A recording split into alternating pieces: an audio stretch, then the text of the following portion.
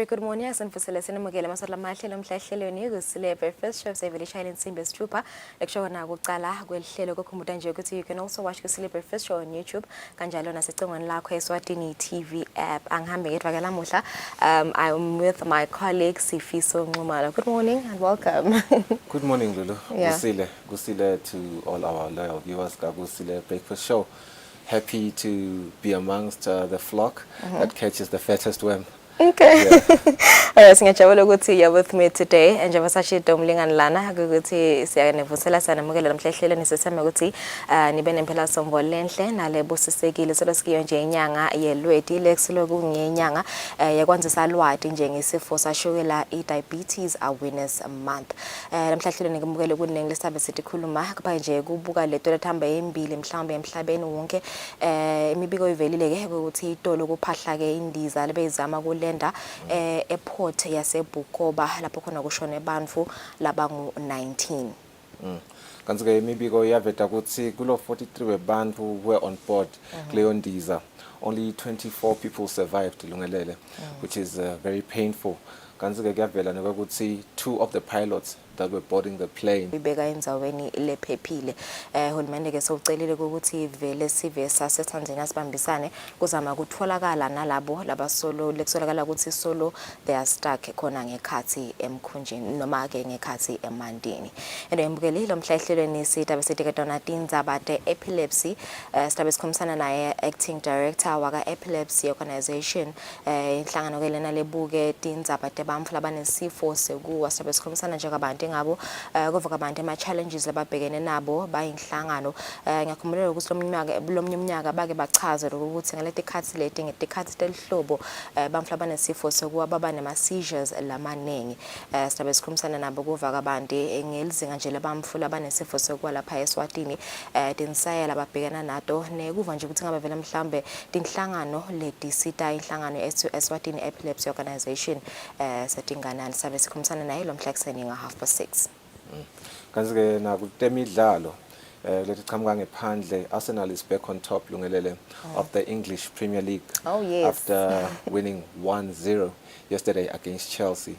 All right. And I'm going to love to see Daddy Teka Kabanti with our sports journalist Lomhla Ekseni. And of course, Sfiso Nagwaka Imvoza celebrated 10 years of existence in Eswatini. 10 years of existence by Gwaka Imvoza celebrated on Friday. Evikini le sukagulo kanti ke baphinze bethulana emkhombandlela wabo lomusha strategic plan lestaba iminyaka lesihlanu. We'll have someone from their team who will join us and unpack more on the strategic plan. Alright, kunjalo mbukeli konke lokhu akuthola khona ehlelweni lomhla Kusile breakfast show seselkhefu nasibuya satha tinza badefu tekcala.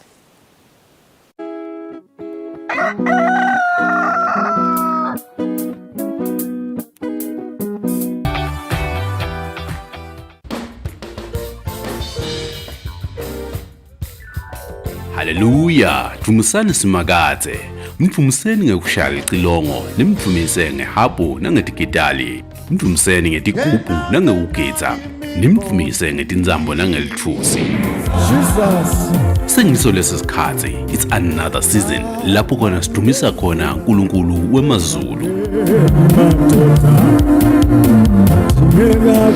Hlanganyela nathi ekudumiseni uNkulunkulu lapho emakhwaya lasathuthukile nalawo lasafufuza aletha imvumiso uNkulunkulu wemabandla.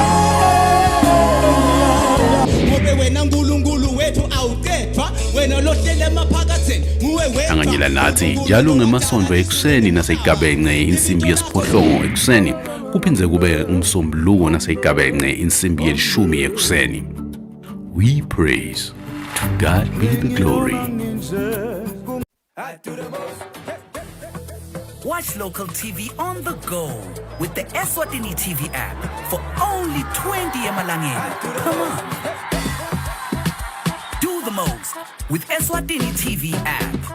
Download from Google Play Store or App Store. We're good together. Everywhere you go, MTN.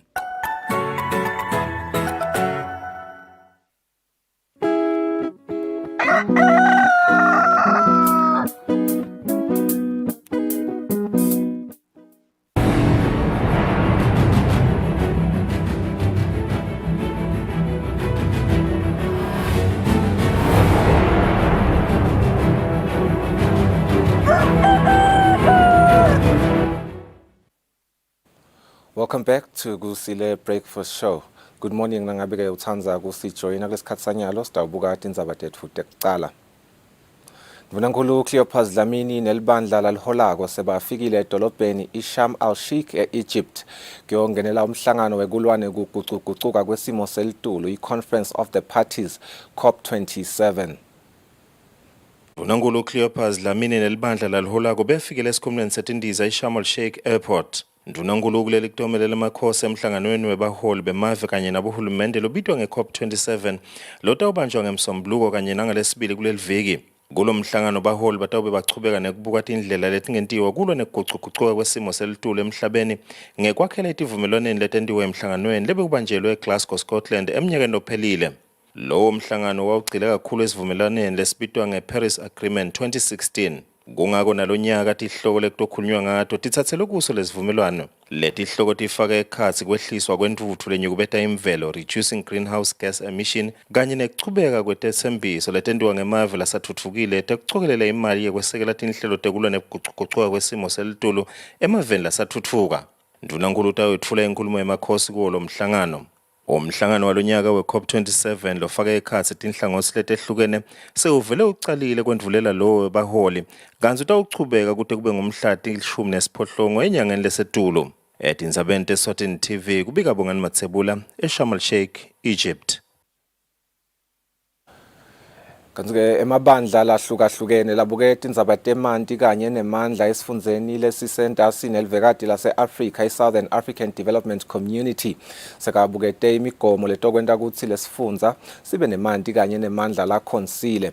Lamabandla lahlukahlukene bekakadze afaka tindvuna temcebo waphansi nemandla talamave alesifundza saka-SADC.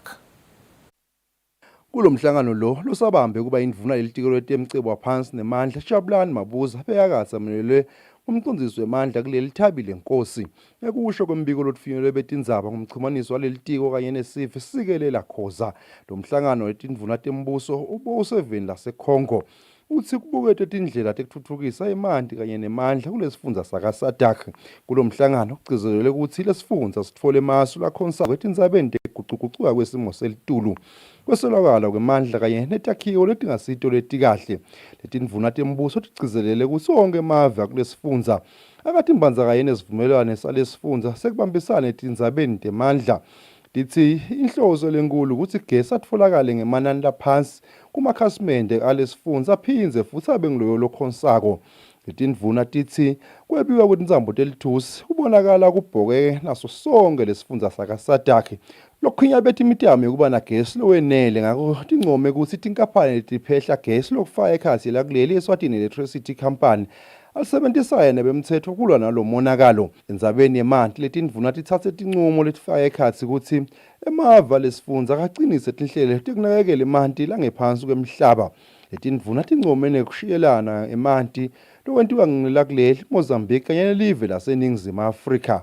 Etindzabeni kubika Fortune Dlangamandla isembabane. Libandla letangoma telitulu licwayisa eMaswati kutsi njengaloku seletfesela uhlobo akacaphele umbane atiphephise. Sangoma selitulu Dumsani Sithole sikusho lokhu kulandzela kwekutsi umbane ushaye ubulale umntfwana wesikolo ngalesihlanu endzaweni yakavele zizweni. Awukadingakali ukuthi utholakale phasi esihlahla, awukadingakali phinde utholakale umshukuma. Singasho nje ukuthi nabe kuthwasa litulu noma-ke lakuqala la ngathi liyadumaduma naliduma waliva liduma kushikala kakushaya umbane. Naliqala liduma lakhathana kusho sesakhathanyenyana zama ukufuna indzawo lapho utawuba lophephile khona. Nase sifuna indzawo asisho ukuthi ngena phasi esihlahla ngoba isihlahla sabe sisithe wena so umfisha ngesikhathi nalishaya esihlahla nawe ulangaphansi ngawuphinze nawe bese uphinde yashayela.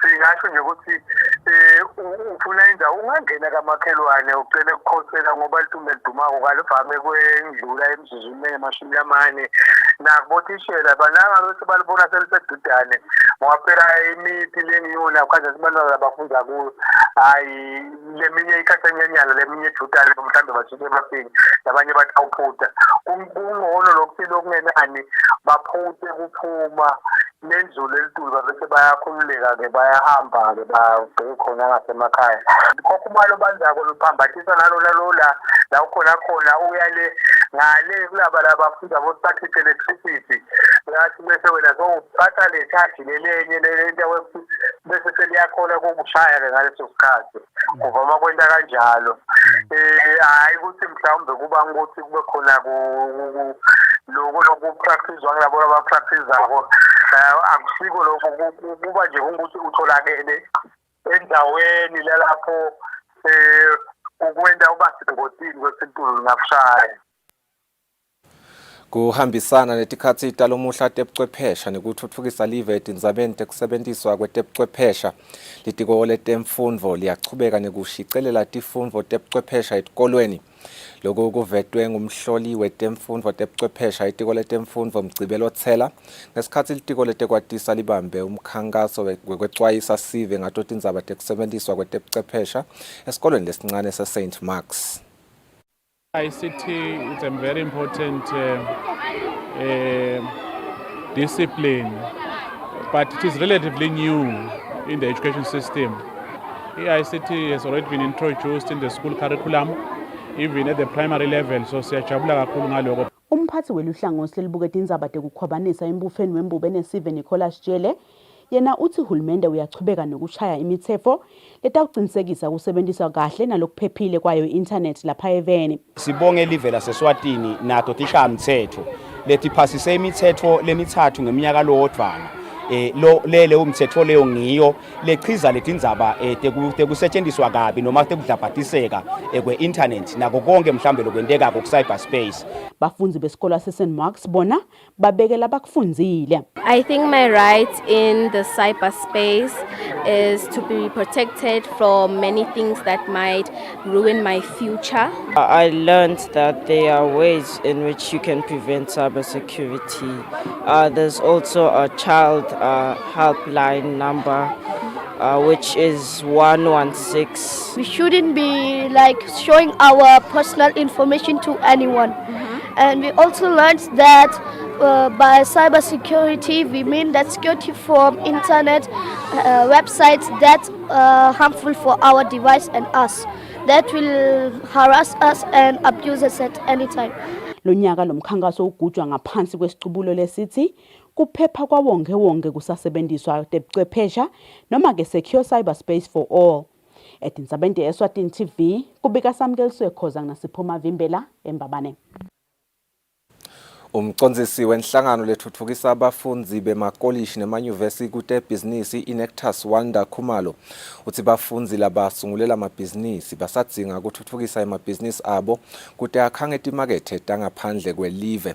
Khumalo bekakhuluma ngemva kwemicudzelwano wemhlaba waka iNectas lobanjelwe eveni lePuerto Rico evikini leliphelile. Inhlangano lethuthukisa abafunzi bemakolishi nemanyuvesi kutebhizinisi iNectas evikini leliphelile ibambe umcudzelwano wemave noma ke wemhlaba iWorld Cup kuklomelisa abafunzi labasungule imicondvo lecamile. Lo mcudzelwano lonyaka bobanjelwe eveni lePuerto Rico kanti live laseSwatini lona belimelelo enyuvesi yakangwane ligatsha laseLyengo. Umcondzisi walenhlangano kuleli Wanda Khumalo uthi live laseSwatini lisadzinga kuthuthukisa lamabhizinisi lasungulwa nglabafunzi kude nawo akhone kukhanga netimakethe temhlaba akhone futhi nekutfola umklomelo. Lokuthi sengasithole isicoco kunenge lokudzinga ukuthi sikwente singiteam noma ke silive la ngakithi ka Nectas lokukhulu kakhulu kepha nako ukuthi la mabhizinisi ethu kufuna ukuthi ente impact noma ke ente luthindo lolukhulu kwenta luthindo lolukhulu kwebhizinisi bese kushana nangokuthi ke iba inkulu kangakanani lomkhicito losinawo ungakanani. Leli veke la kangwane ngiyathokoza lokuthi linekwe ukuthi le economy has to be export driven. Ngiloko la kwentekako kulamave lawa la ukhanza ukuthi awina athola lesicoco bona la mabhizinisi abo akasathengisi nje kuphela la event labo kepha na aphinda athengisele labo makhelwane emave labo makhelwane.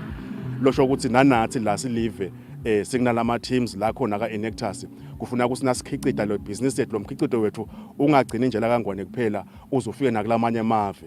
Khumalo uvetile nekuthi ngekubona bomcoka bemabhizinisi lapha eveni kakhulu kati kubo bafundzi lenhlangano eminyakeni lophelile icala lihlelo lokufukamela lamabhizinisi alabafundzi kude akhonze. Edinzabente Eswatini TV kubika Samkeliswe Khoza nginasikhumbuzo Dlamini kaManzini.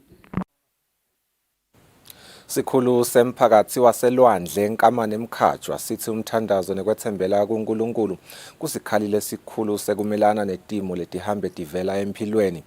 Sikhulu unkamane besikhuluma ngesikhathi lomphakathi ubambe inkonzo ekwephetha umnyaka ngelisonto. Umphakathi waselwandle uyaye ubambe inkonzo yemthandazo njalo ngeminyaka kubonga uNkulunkulu ngekulondvolota sive sakulenzawo ebudzeni beminyaka. Ngelisomvo ke sive bafundisi nebazalwane benzawo yaselwandle babambe inkonzo yemthandazo yalonyaka lokuphinze kwaba inkonzo ekubonga uNkulunkulu ngeminyaka lenge-20 sikhulu salomphakathi inkamane emkhatshwa sahlala kulesihlalo sekuba ngumholi walomphakathi waselwandle. Sikhulu unkamane sifundzele sive livi lelikuhlabelelo 19 livesi lelishumi nakubili kwendlalela inkulumo yazo. Bazalwane siyatsinga ekuphileni sibantu kubeketelelana etimphene. Nabe kwendekile ngajikjela into yakushaya.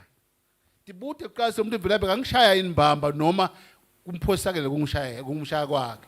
Hamba uye kuye. Wena kunene. Ngabe kambele kungishaya bekathi kuyinhloso yini noba bekunjani. Hayi nabe kusports house nabe mhlawumbe ngasisports utawukhombisa bwazi idlwangidlwanga ukuthi ngathi phela lento ngikhuluma vele bekunesizathu noma ke mhlawumbe bekukhona bekade kukhona. Sengithi bazalwane letinye tinto tendeka kulomunye tinto besiposiso. Amen. Siyatsinga kubeketelana bazalwane kuletinto njalo kude umuntu lotatiko diposiso takhe. Kule nkonzo bafundisi babeke lo mholi wemango Tandla bamhlomisa ngemavi latfolakala encwadzini yaMateyu 24 livesi lesithafu kanti bafundisi labashumayele bebakhulumisa tihloko letahlukene letifake ekhatsi kukhuluma siprofetho etimeni letichamukako empilweni naleto letimatima. Edinzabente Eswatini TV kubika Samkeliswe Khoza nginasikhumbuzo Dlamini elwandle. Emaswati sive lesitfalanako sitfalisane etimeni letimetima. Nelsiwe Mngomedulu make watibusiso Mngomedulu ubonga kacedze esiveni semaswati ngekusukumela etulo yamsite ametfalisa umvanakhe lowavela kulomsakato acela lusito ngemvanakhe lovuvuka inhloko. Sive semaswati sasukumela etulo kumsita lomvana. Emavikini lambalwa lengcele lomsakato wadlala indzaba yatibusiso Mngomedulu endzaweni yakaqoma indaba loneminyaka lesikhombisa lowavela anenkinga yekukhukhumuka inhloko lebatali bakhe labahlaba inyanza leyo siveni bacela lusito ukuthi engase amaswati angabasita ikakhulu njengoba umntwana bekadzinga nekudla kulokunye nemambalake kusukela yadlala lendzaba emaswati adlala indzima lenkulu ekutheni lo mntwana amlethele lusito lolahlukahlukene kufaka ekhatsi kumlethela kona-ke kudla nelusito lwetempilo. Kumanje solo-ke amaswati ayachubeka nekutshengisa ubuntu kuyena-ke lo mntwana njengoba sikhuluma nje emasamaliya lalungile solo ayachubeka nekumsita yena-ke tibusiso kumlethela kudla nakukongekelanga kutsinga. Sikhona-ke lapha ekhaya lekathi make watibusiso uyabonga kakhulu ngalakwentela amaswati kusukela lendzaba yadlala. Kwathi nasevikini liphelile ngomgcibelo kwaqhamuka labanye baqhamuka khona embabane nabo bangiphathela kudla komntwana. Hawu sakhuwa khona umntwana akuphila njengangilaphila-ke njengalokhu-ke lamuhla-ke uNkulunkulu kangilethele bekasimelane. Ngiyambonga-ke uNkulunkulu ngoba ungikhokhile lapho wangenza umuntu wathuma abantwana bakhe. Uyasidinga certificate ngoba ilo sport sengisitholile bamlethele ngomgcibelo. Make watibusiso-ke uyacela ukuthi lesekuseleke manje lusito nje letempilo kufaka ekhatsi inqola yemasondo i-wheelchair nelukunye-ke langakudzinga. Ofisileke kuchubeka bamsite bangashayela kawona lo msakato eluhlangothini lwetindzaba enombolweni lethi 24119600 etindzabeni ngengiyani Msibingi nasimuva Shongwe kaqoma indaba. Gogo Esther Gumbi wakaqoma indaba eshiselweni uthi kunesifo lekangasati lesimhlasele phansi senta emadvolo akhonga wahlala ndzawonye. Gogo uthi esibhedlela solo akasitakali. Gogo Esther minyaka longamashumi lasiphohlongo nesiphohlongo 88 wakaqoma indaba eshiselweni ongumumvu lomzala lesiyahlala phasi ngenkinga yemadolo lekangatike ukuthi sifo lesimbamba nje simsukela ngani ingane usigogo bekakhona ke kutendela noma ngabe yini bekafisa kutendela yona kodwa ke kusukela lamadolo amphatha akasakhoni usike esibhedlela uyile kodwa ke lusido akalutholi usike lokhu sekuyamdzika beda empilweni njengoba akasakhoni kutendela lokunenge sewahlala phansi Lamadolo wavumi nje ukuthi ngiwagoqode kodwa nje abefufukile nyala sehlaya ehlile kodwa awavumi nje lokuthi athi nje anakekeleke lokuthi asime phansi. Mina ngiyafisa kona lokuthi ngikhone lokusukuma ngoba ngiva buhlungu uma noma ngabe kubonakalani lapha ngaphandle noma ngabe ngifunani akusukumeki. Uthi uyacela ukuthi afane eMaswati amside nakhona noma ngabe ngulesinye ke sibhedlela lapho angasidakala khona bafane bende njalo ethi zabeni ngengiyani imsibi nasimuva shongwe kaqoma indaba.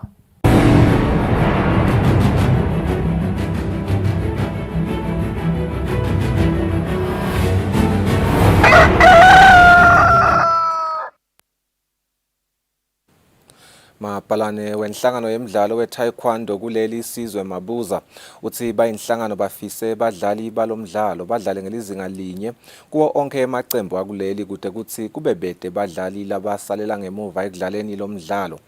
Mabuza bekakhuluma nakuhlolwa phecelezi ke i-grading kwebadlali balomdlalo eSalesian kaManzini. Hlangana ngamelo umdlalo we-taekwondo kuleli beyichuba lihlelo lokubuka kanye nekulolonga abadlali balomdlalo phecelezi grading lapho khona abadlali bebathola emabhande alomdlalo ngetigaba tabo kusuka kulesiphansi white belt kuya ku black belt. Ngalokuthi besakhalisela basilentsha ke sesitaba nefuba lekuthi sirane lama workshop to standardize the content lesiyifundisako so that noma kungasuka umfana lo jima kalavumisa ayojima embabane angafika athi khanze sekahlukile nakafika le embabane so na standard asiso lesiphasi la emateam lamanye sisetulu but labanye uyabona lokuthi basacaphuta maybe ngekuthi bo instructor bakhona basebancane noma basebasha nalawo lesekanabo instructor lesebanemalanga uyabona lokuthi cha impela sebafundisa ngathi kuyaxoxothela impela. Badlali balomdlalo laba beyingcenye le grading nabo kukhona laba kuvetile. Zayinyuka abadlali from lebe kukhona indebe lenombolo lebe ikhona after kubuya kwe-COVID, after COVID. Yeah. It's an amazing experience because it's a step, you know, it's one step to the goal, which is to have a black belt. It was good, and what I was feeling that I will go to another belt, and I went to another belt, to a yellow belt. Kanzi labe bachuba lona leli hlelo le-grading umengameli walenhlangano zakhe ledlamini kanye naBongani Manyathi. Lobuyela umsakazo Eswatini TV kutemidlalo ngilinda Dlamini embabane. Diphela lapho ke tindzaba tekucala kanti ke sitawuthatha likhefu sitakuya ke ngesimo selitulo ekhefini.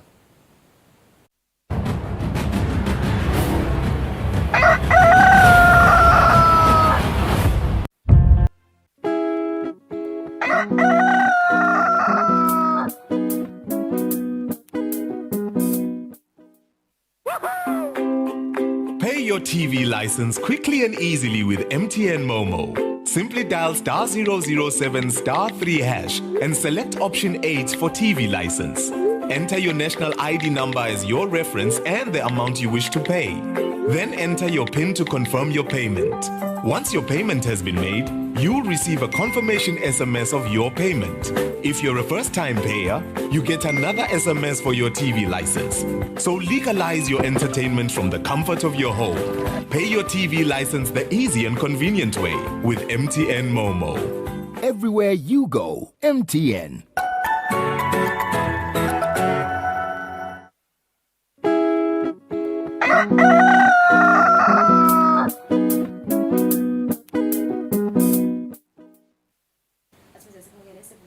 Sanza kuzivulela kulesikhathi sitawuthi kubuka nje ilethu lethamba embili kulamanye emave sicala khona event lasemelika njengoba kubhekekile ukuthi isive sasemelika siyovota mhla ka8 kusasa kusachubeka wona ama midterms elections. He's been out of office since 2017, but Barack Obama is still seen as the campaign closer, making a last-ditch push across the country to get Democrats to vote. This current crop of Republican politicians, they're not interested in solving problems. They're interested in making you angry and then finding somebody to blame. And they're hoping that that'll distract you from the fact that they don't have any answers of their own. On the Republican side, also a familiar face with a familiar line. The election was rigged and stolen, and now our country is being destroyed. I ran twice. I won twice. As Americans head to the polls for the midterm elections, President Joe Biden and Vice President Kamala Harris are also out campaigning to help Democrats hold their slim majority in the House of Representatives and their 50 seats in the Senate. Biden and Harris, though, are seen as lacking the former president's star power. So Trump, for example, can fill these rally halls because he's a good speaker, he likes doing it, and he's entertaining. Obama's a good speaker, but I wouldn't view him as entertainment per se. Whereas Biden is neither a good speaker nor very entertaining. And so that could account for the fact that the Democrats really aren't using Biden that much in this closing argument. With polls showing only 40% of Americans approving of Biden's job performance, in some states, Obama is considered the safer bet. I am here to ask you to vote. For Obama, the goal is to help safeguard Biden's legislative agenda for the remaining 2 years of his term.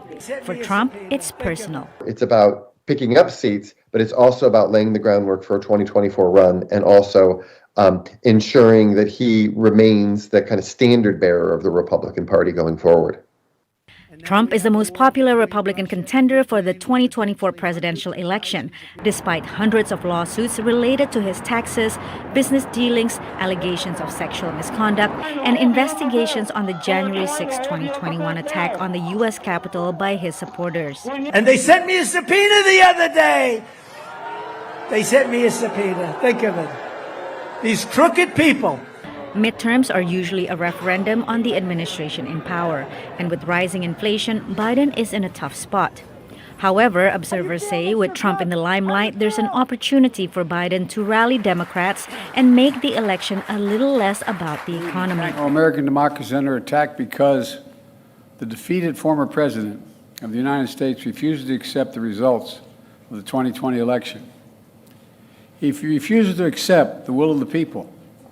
He refuses to accept the fact that he lost.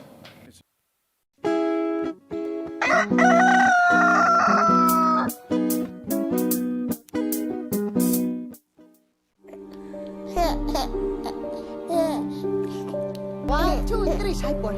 Bola, bola, bola. Baze baphela buhlungu bami bengingatholi banibani. Namhla senginayo into engixoxa naye, ngisidlala naye. Manje ngiyayibonga nahlelo lwaka foster care program lolwangilethela wena mfana wami. Namhla senginalo nami luthundulo lwami lwakusasa. Sengiyade ukuthi sekukhona umuntu engihlala naye lesixoxa naye. Bantwa bethu foster care help raise the future bethembethile. Watch local TV on the go with the Eswatini TV app for only 20 emalangeni per month. Do the most with Eswatini TV app. Download from Google Play Store or App Store. We're good together. Everywhere you go, MTN.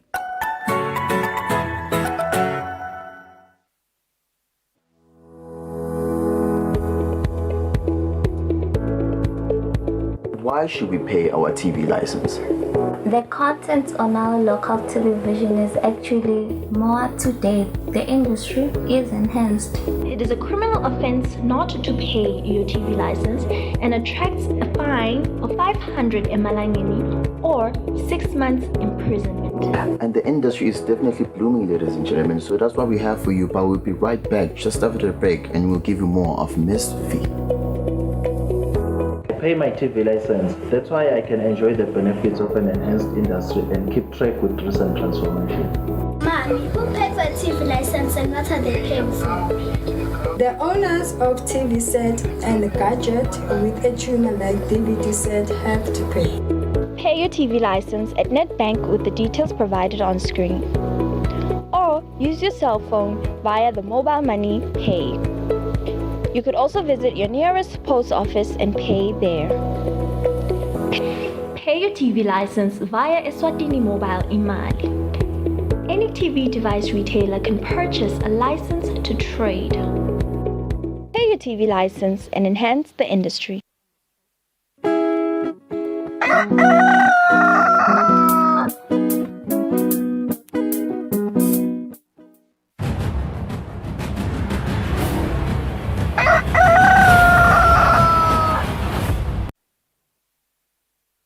Asimze sikwamukele sakuvusela mbukeli nawo losanza kusivulela lomhla ehlelweni Kusile Breakfast Show besivedele kusestabe sikhulumisana naye umcondzisi wenhlangano yebantfu abaphila nesifo sokuwa Eswatini Epilepsy Organization. Sifokele sile simadima kakhulu kade njengoba lokukushisa nje bantfu abanalesifo batikhanza sebana ma seizures lamaningi. Sifuna ukukhulumisana naye umcondzisi baba Abraham njalo kuva nje isimo sebantfu abaphila nalesifo lapha Eswatini kuva kabanti ngema challenges lababhekene nawo sito labalithola kuma donors nokuthi njengabe vele mhlambe basitakala kanjani uhulumende obabambisa kanjani. Sikuvusele lapha manje lo mhla ekseni siyabonga ukuthi ubenathi. I think mhlambe abantu abaningi katheni babangasadi lesifo but kuhamba kweminyaka I think sesiyati epilepsy ukuthi kanjani labanye mhlambe baba nama seizures mhlambe kusiniketa stroke nje sekuthi simephi nje ngesifo sokuwa lapha Eswatini bamfla abanaso lesifo banganani letinkinga nje lababhekene nazo. Siyabonga kakhulu msakati sibonge nakumlaleli okumbukeli ekhaya sesajwayele mawayelesi lesisikhathi sifo sekuwa lekuthiwa epilepsy sifo lesindlondlobele bese sinako ukuthi siyasibamba noma siyafuna kusekhama ngoba nawubukati balo kusuka nje ku2003 mayisungulwa le nhlangano labangena emaphilisini aso babalelwa kubo 3000 kwathi ngabo 2010 bakhuphuka bayacishe kubo 7000 but by 2016 bese sikhathi sesetulu lekubo almost 21000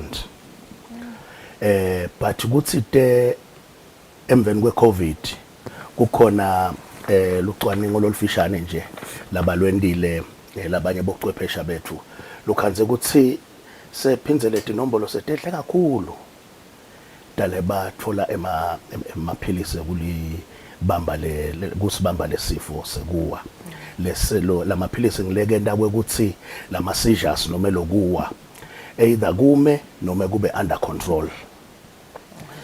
Lokho kusikhombisile ukuthi iCovid isishayile kakhulu tsine besifo sekuwa isishayile kakhulu lokubange kwekuthi ke sitawukhumbula ukuthi kube khona nekukhala lokunyenti nje ngenxa yesimo vele ngoba iCovid ithinze nemnotho yathinza into letinenge kwakhanya ukuthi nemaphilisi asaba lalukhuni kutholakala kanti lamaphilisi nasuyela uyotithengela wena adule kakhulu labanye ngenyanga kuze bawathola phelele kukhona labadzinga imali lefika ku3000 le uyabuka ukuthi isimo semnotho nasinje nalonayo noma ke lo singathi ungcono kulukhuni ukuthi abe nayo leyo mali leyo kanganani ke lona lode lokude lutho sanhlobo kuye. Okay. Singathi ngiloko nasibuka simo kusukela kuCovid kodwa ke ngekuthi emveni kwale Covid sibese siphinze siyasuka sathi asibiyele noma ngingasho ukuthi besimile ngeCovid kodwa nje ukuthi itenyalo sathi asesifake amandla sivusele siphume vele ngethemba siyabonakala siyahlamahlama ngaphandle siyafundzisa siyavela emaphepheni lapha nalapha siyazama ukuthi sibuyisele lesimo nalaba lebese balahlekelwe lithemba babuyele nalabe bathi sebayekele lamaphilisi sithi siyacela ukuthi ababiyele emtholampilo impilo isesekhona lesimo lesi siyabambeka siyeluseka siyamanageka. I think so ibalile baba njalo indaba ukuthi letinye nje tinkinga lababhekana nato indaba ye medication sike sakuva nasetindzabeni evikini leliphelile ukukhuluma ngendaba ukuthi bamfula abana lesifo nasebanale ma seizures ukhanze ukuthi labanye mhlambe sebaya hlukubeteka ngekwelicance ingabe vele mhlambe inkinga lenganani lena leSwatini mangakho nje lama cases lesenabonile bantfu labatikhanze sebakule lesimo lesehlakalo leso. lokuhlukubeteka kunyenti kakhulu umbukeli kubantu labanesifo sekuwa. Ngaqala ngisho nje ukuthi kumi hiba yonke bahlukubeteka emotionally, bahlukubeteka emitimbeni physically ngekulinyatwa, bayahlukubeteka ngekuncisheka lokuthi imali noma ke tindzabeni temnotho, bahlukubeteka ekuncishekeni nasekuthini nje i-identity yakho ukuthi ungubani. Na unganaka ngenxa yesimo sabo uthola ukuthi esikhathini lesinyeni bebakade bafihlekile, bangavedwa, bangakhishelwa ebaleni. Ngengakhishelwa ebaleni linyeni labo bangakhona ukuthola certificate. Lokwenda kokuthi lo muntu ke noma sakhulile engcenye abasekhona labatali bakhe sekude kwekuthi sewutawuthola njani i-ID. Ngekubeteke i-ID sewuncisheka konke lokunye lokungaba khona eveni lokwenda kokuthi nawe ukhombise ukuthi uyi-citizen yelive. Ngibuye ke kule kuhlukubeteka ngekwelicansi kunengakhulu. Ngithemba lokunye sikubonile emaphepheni, sikuvile lokunye tindzabeni kundlondlobele kakhulu. Lesingakusho nje ukuthi asifuni ukuveta inombolo kwanyalo, kodwa kunema cases lesiwalandzelelako lesitawufuna ukuthi sifise kuthagcina afikile emthethweni. La khona uthola ukuthi vele labanye bagagadlelwa, labanye ngalesikhathi banalesija bagagadlelwe ngoba ngalesikhathi ubanjwe ngilesija kuleso sikhathi leso ngoba ayashiyana lamasija kunalesija lenda ukuthi ungakhoni kwathi ukuthi kwendakalani leso sikhathi ngoba le milayeto leya engcondveni iphinza ijikise engcondveni imikise la kwenteka lokuthithe khona emtimbeni wakho iyemiswa iyema ngenxa yalesija. So kuleso sikhathi leso awathi lo sikwendekeni lothola ukuthi ke kuba nebulukhuni ekutheni loyo lobeka gagadlelwa lesi sikhathi akhumbule ngaphandle uma ngabe ubesuhlala naye kumbe isikhathi uyayibese kumbe yakhumbula ukuthi hayi ngicine manje nginabani bese ngilase sikulandzelela khona ke ngale dodi indlela lesifundiseke ngato. Lengingakusho ke kukona loyo kuleyo ngcingwana leyo ukuthi kungaba kucela na kulabo laba lalela letindzaba emaphoyiseni, kungaba kusedibhedlela nake fika lo muntu anikwe lusito longathi luthe caca. Ikakhulu kade singacela ukuthi nakathi nje une-epilepsy noma ngabe uyayibona noma uyiboni wayisola mane uthinze thini sithe ukhona ukuthi sibedvutane, sithe ukhona lokhu kumsita ngoba vele emacala abo agcina angakaliboni ilanga enkantolo ngesizathu lesithi lo muntu ubabetele indlela yokuqhazisisa ngoba ngaleso sikhathi leso akade ukuthi exactly kwendekeni ngaphandle kokuthi mhlawumbe kugcine kwendeka ugcina nabani wasutibona unjani nekwekuthi kuleso sikhathi leso bangaki labanye labafikile bathinisana nemtimba wakhe uthole ukuthi kuyalahleka bese ke lama perpetrators ayakhona kubaleka ngaleyo ndlela leyo. Kanti thine sitabanayo indlela yekwekuthi ngale doti insolo kube khona sikulandzelelako mhlawumbe singeke sikusho la ngoba batabe sebayakopha. Wayithenza indzaba yokuthi kukhona lababonakalako kukhona labangabonakali. Ingaba vele mhlambe nabe kuloyo nje longabonakali khona indlela lenye mhlambe lengabona ukuthi lo mflo uphila nesifo sekuwa mhlambe bakhona nabanye lababonakalako.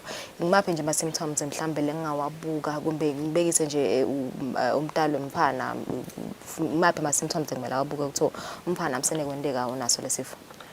Sikhathi lesinyenti i-epilepsy ayivamise iqala seyisesimeni la ibonakala khona. Ngeke sikhuthata kwekuthi waba nelisolo noma elincane kanganani yana emtholampilo. Nangabe kunjani nathi usithinze ngoba dinyenti indlela mhlawumbe letinye lesingakubambisa ngato kuloyo mntwana. Ngoba uma ibambeke early iyavamisa lokho ukuthi incobeke. Lo munye agcine sekede sanhlobo lama seizures. Engcenye lo myagcina sathi idokotela engcenye wanciphisa amaphilisi agcine sekathi cha salevele esewume sesibone isikhathi lesithide ukuthi abuya yini ngekuthi ibambeke very early. Lokwendakalako ama-seizures ayashiyana kuya ngalehlobo yalolo hlobo lwale epilepsy. Kukhona i-seizure levele kube nalama jerks lokuthi simafits abathi inhlobo letinyenti ke nawo nje vele lo ngatehlukanisa bochwepheshe abahlukanisa lawo ma jerks lawo ma fits. Then sekukhona le seizure lengabonakali kalula. Lo mnye umntwana nje nangabe uthi noma enhleli niyaxoxa nje badlala abantwana bonke bese umbona abe nesikhathi nje athule mhlawumbe abuke ndzawonye angakhulumi ungathi yena kuleso sikhathi leso akanenza abana usikwendakalana naka kunekwendeka kube ngiyo i-epilepsy. Kuvamisa kuqala lapho sikuyekele kukhule aze avamisa aqale kuwa.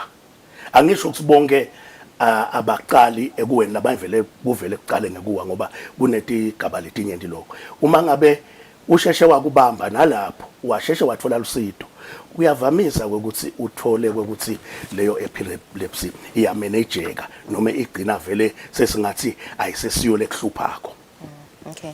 So ngiyatibaba njalo ukuthi manenge mhlambe ema meetings lena abamba outside the country kuva nje ukuthi lamanye amave adila kanjani naso lesifo ingabe mhlambe nanisahlangana nje nawo lamave indini nifundzako nekuva nje ukuthi thina silivele Eswatini sesambe kanganani ukuzama ukusita lapho labana lesifo seku kulolo hlangothi lolo ngisho ukuthi siyambonga uhulumende weMaswati uhulumende weNgwenyama waseSwatini ngendlela lekabambe ngayo indzaba epilepsy ngekuliveta live emhlabeni lo sikhuluma namuhla livela kangwane lihlabene kulokunengi asisho kusesinqobile kodwa nje kunyendi lesihlabene kuko silive la kangwane sisenhlanganweni yakamhlaphangene iWorld Health Organization esikhathi nje lesendlulile bekusolo lobekahlala udokotela Simon Zwane longiyena PS wethu ngoba thina siphasi kwelitiko la ka health nguye bekathi ahlala ebhodini yaka World Health Assembly kuthe ngesikhathi sakhe asesekuleyo board kwaphakanyiswa kwekuthi baphakamisa bona babambisene nemave ngiyajabula kusho ukuthi la kangwane ngilo lodwa lelaba khona Africa kuhlanganyela nemave lang13 kwekuthi akusukunywe kube ne intersectoral global action plan lesingathi luhlelo lolutawubamba onke amave emhlaba kuthi kulwiwa njani nalesimo lesi ngiyangithanda ukubita ngesimo ngoba nangithi sifo labaye bese bacabanga ukuthi kuyathathelwana kanti cha kuthathelwana lokho simo nje lesiba khona kumuntu lesimenda agcine agula so kuthe ke kuleso sikhathi leso ke kwathi nga 2020 baphakamisa ukuthi ke bathuma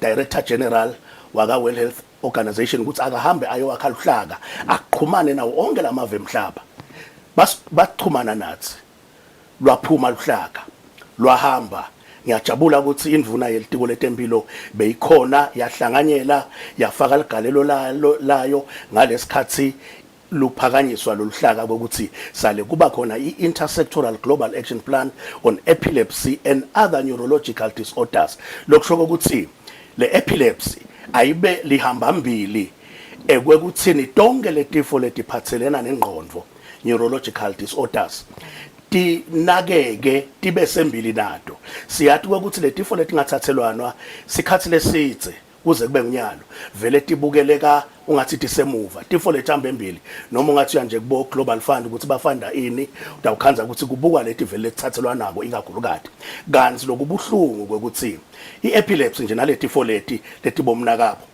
ngitona tihambe embili emhlabeni globally ekuqhubekiseleni bantu ukuthi babe nekukhubateka which is called disability adjusted life years phinze thing number 2 ekutheni bantu bafe emhlabeni kuyinkinga ukuthi ke tifo lenjengaleti dingabukeleke emuva sinelithemba ukuthi njengoba sesihlangene nemhlaba kwakha loluhlaka lolu kutawukhona ukuthi ekulwiwe naso lesifo lesi lesimo lesi nato tonke letiphathelana kanye nengqondo ngiyaphinze ngisho ke kulolo hlangothi lolo ukuthi nangithi livela kangwane lichubekela hlabana kube sekubukwa eAfrica ngoba silunga le International Bureau for Epilepsy lokuyinhlangano lebuke i-epilepsy emaveni onke emhlaba sineke sikule region yeAfrica phinze ngetulu kwaloko sililunga le International League Against Epilepsy lokusho ukuthi bodokotela mhlaba wonke lababuke i-epilepsy kube sekuthi ke le International Bureau for Epilepsy yafuna emave longathi angakhona kwekuthi abe mahamba mbili abe ba trendsetters abitwa ngama trendsetters ekutheni kwendiwa njani ukuthi emave emhlaba onke qale Africa ngoba thina sibuke Africa kuthi ayi-adopte le intersectoral global action plan lesi IGAP aphinza i-domesticate lokusho ukuthi ayende izuze umuntu wonke lokhona eveni livela kangwane ke emaveni onke sikhethwe kulang 31 saba emaveni lang 4 ekwekuthi sibe ngilama trendsetters sisemkhankasweni waloko njenyalo wekuthi sinetinhlelo nawunakile siyaphuma kulamalanga nje sifundisana bodokotela sibambisene ne Taiwan Health Improvement Project la khona kutabo professor labasibambisile siyafundzisa bodokotela sitawuhamba onke lama regions lang 4 siqale ka hoho kude sibhedlela esitashiya ngaphandle sifuna senior medical officer sifune lo senior nurse lobuke indzaba yaka psych bese sifuna nurse lobuke psych in every clinic hospital and health center in the country solo sisebenda leto ndzaba leto ngetulu kwaloko silungisa lokunyendi ke siyinhlangano eveni nje iboard yethu nje siphasisele strategic plan lesisha lesi sesibuka ukuthi si adopt kanjani vele yona le intersectoral global action plan ukuthi singathi sisebende eveni ube sibe sikhuluma lokunye nemhlaba ube kukhuluma lokunye. Okay, so I think uthinze indzaba nje bamfu laba selukhanze ukuthi sebashiya emhlabeni babenjalo njalo ngabe vele mhlambe la Eswatini lizinga nje lalabo la ukhanze ukuthi bese bashiya emhlabeni linganana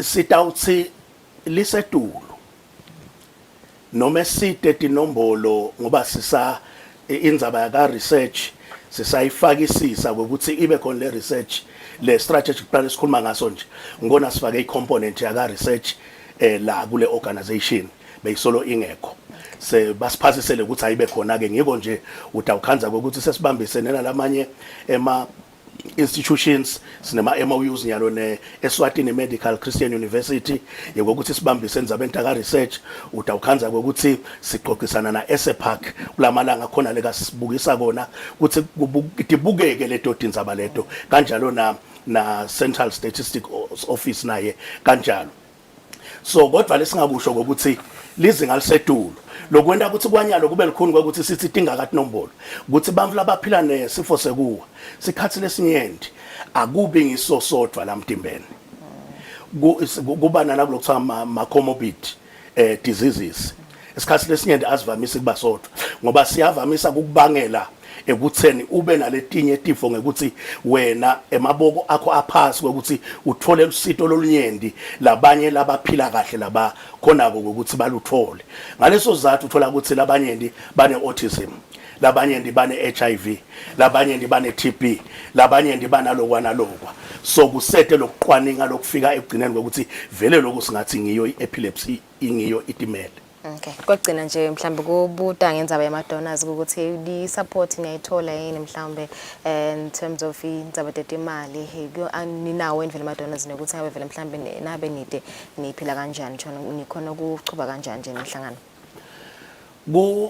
kusebenza indzaba tesifo sekuwa lengakusho kudulile kakhulu siyambonga noko uhulumende njengoba sesishito nasekuqaleni sibonga ukuthi usibambisile kukhona lekasijika kona uhulumende kusibambisa noko ke vele akweneli kukuphasa kakhulu nako kodwa ke asikuthatheli phasi ngoba bunyendi benkinga abusho ukuthi nangabe uyasitakala sale uthi awusitakali kodwa ke lesikwendako sinetinhlelo letinyendi lesizama ukuthi sakhe ngato timali nalolunye usito lesingalithola ngidawubekisa nje kulokusebenzisana nalama Taiwan labodokotela base Taiwan asikatholi lokuyimali lesingathi kungena esikhwameni sethu but lokuqephesha lokho ukuthi ulanze professor at Taiwan etela ate ufundzisa kuyimali ledulile lesetulu kakhulu lokho lokho ukuthi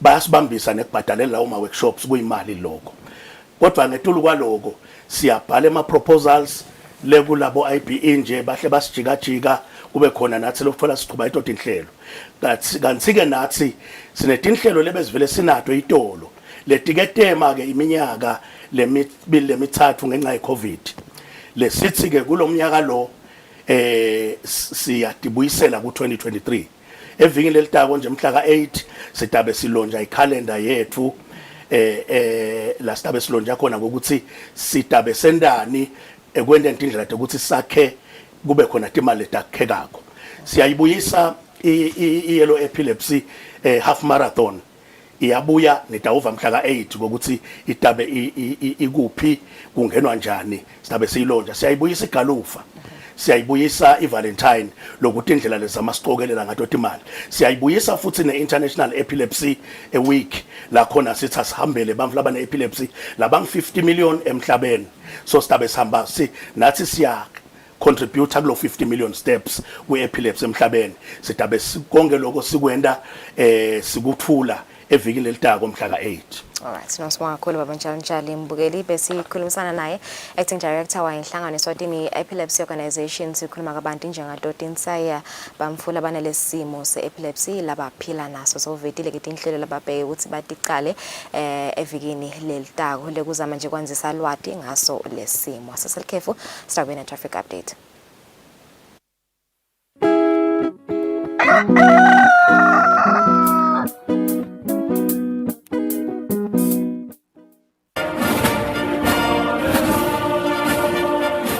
Do you remember the spinning thing?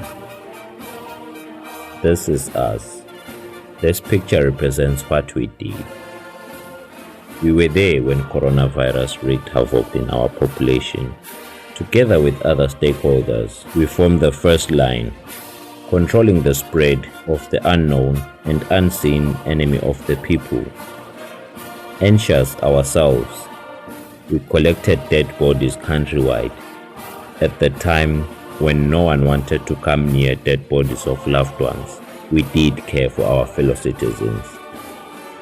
Thank you, the people of Eswatini and teams of first responders.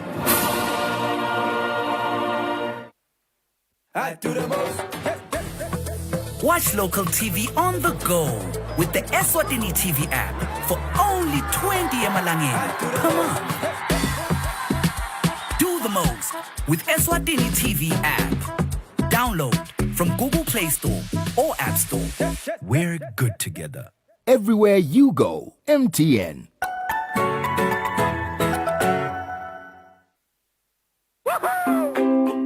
Pay your TV license quickly and easily with MTN Momo. Simply dial *007 *3 hash and select option 8 for TV license.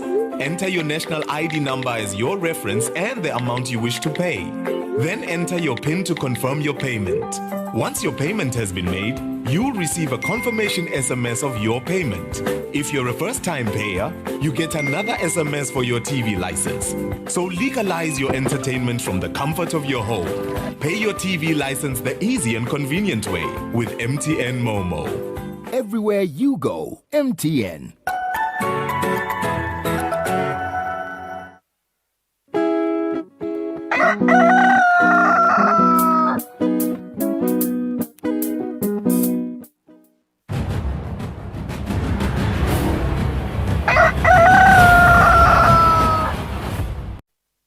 Athunze sekumukele sevusela nalo sanza kwesivulela kulesikhathi sitabuka simo semgwaqo lomhla ekseni na Sergeant Kule asevusele kule ingabe kuhambeka kanjani lo mhla emigwaqweni elive.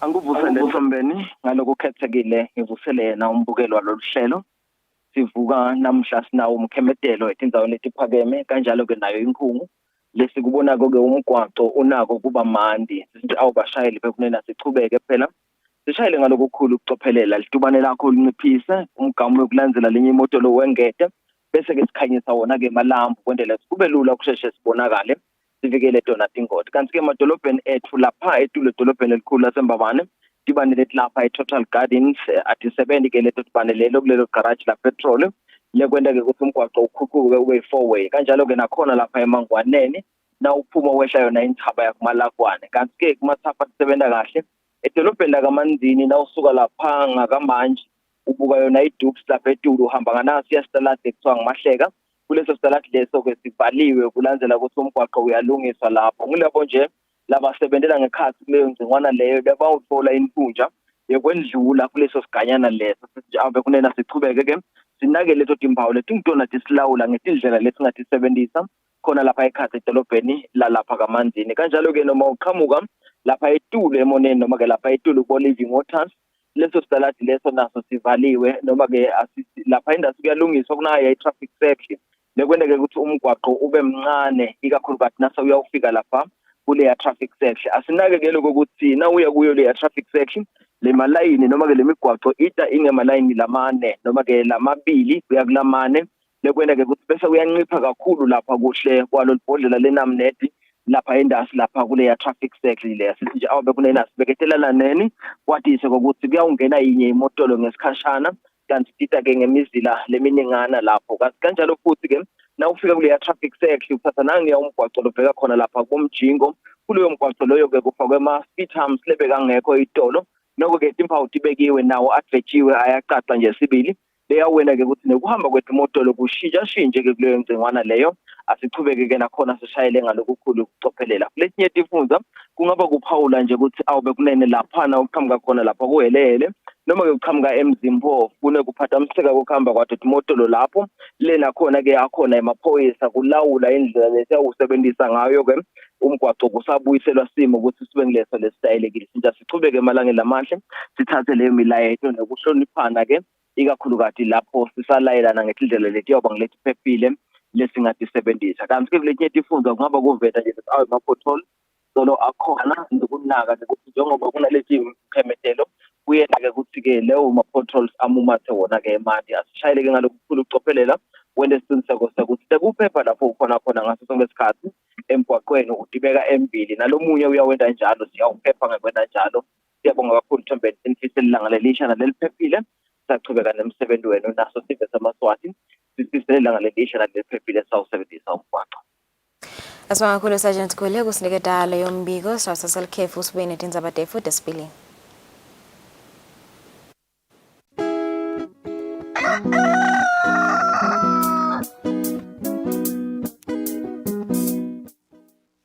Mngani, ukasibusisa ungithengele smartphone. Mama, asithathe selfie mngani. Nani, thatha ngalo bhompompo wakho. Angisho wena uyadlala. Awumngani ngani lo babelo yani? Mngani, ngiright ngalo bhompompo wami. Ngiyenetiseka ngale nginakho. Lokunye ngidaba nako ngesikhathi lesifanele. I-HIV isekhona. Asitivikeleni sibamvu labasha. Lo mletho wemasomvu niulethela litiko letempilo netinhlangano letina Dream Services. This is PrEP, otherwise known as pre-exposure prophylaxis. PrEP is for HIV prevention. PrEP can be used by HIV-negative people to protect themselves from HIV. For more information on PrEP, visit your nearest health facility or call 2030.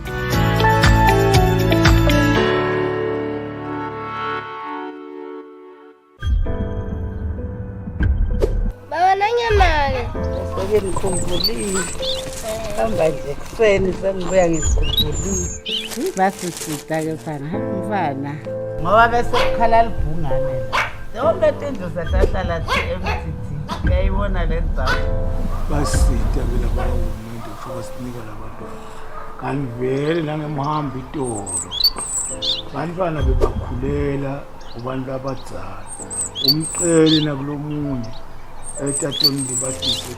Banva bethu foster care help raise the future. Bethembethini.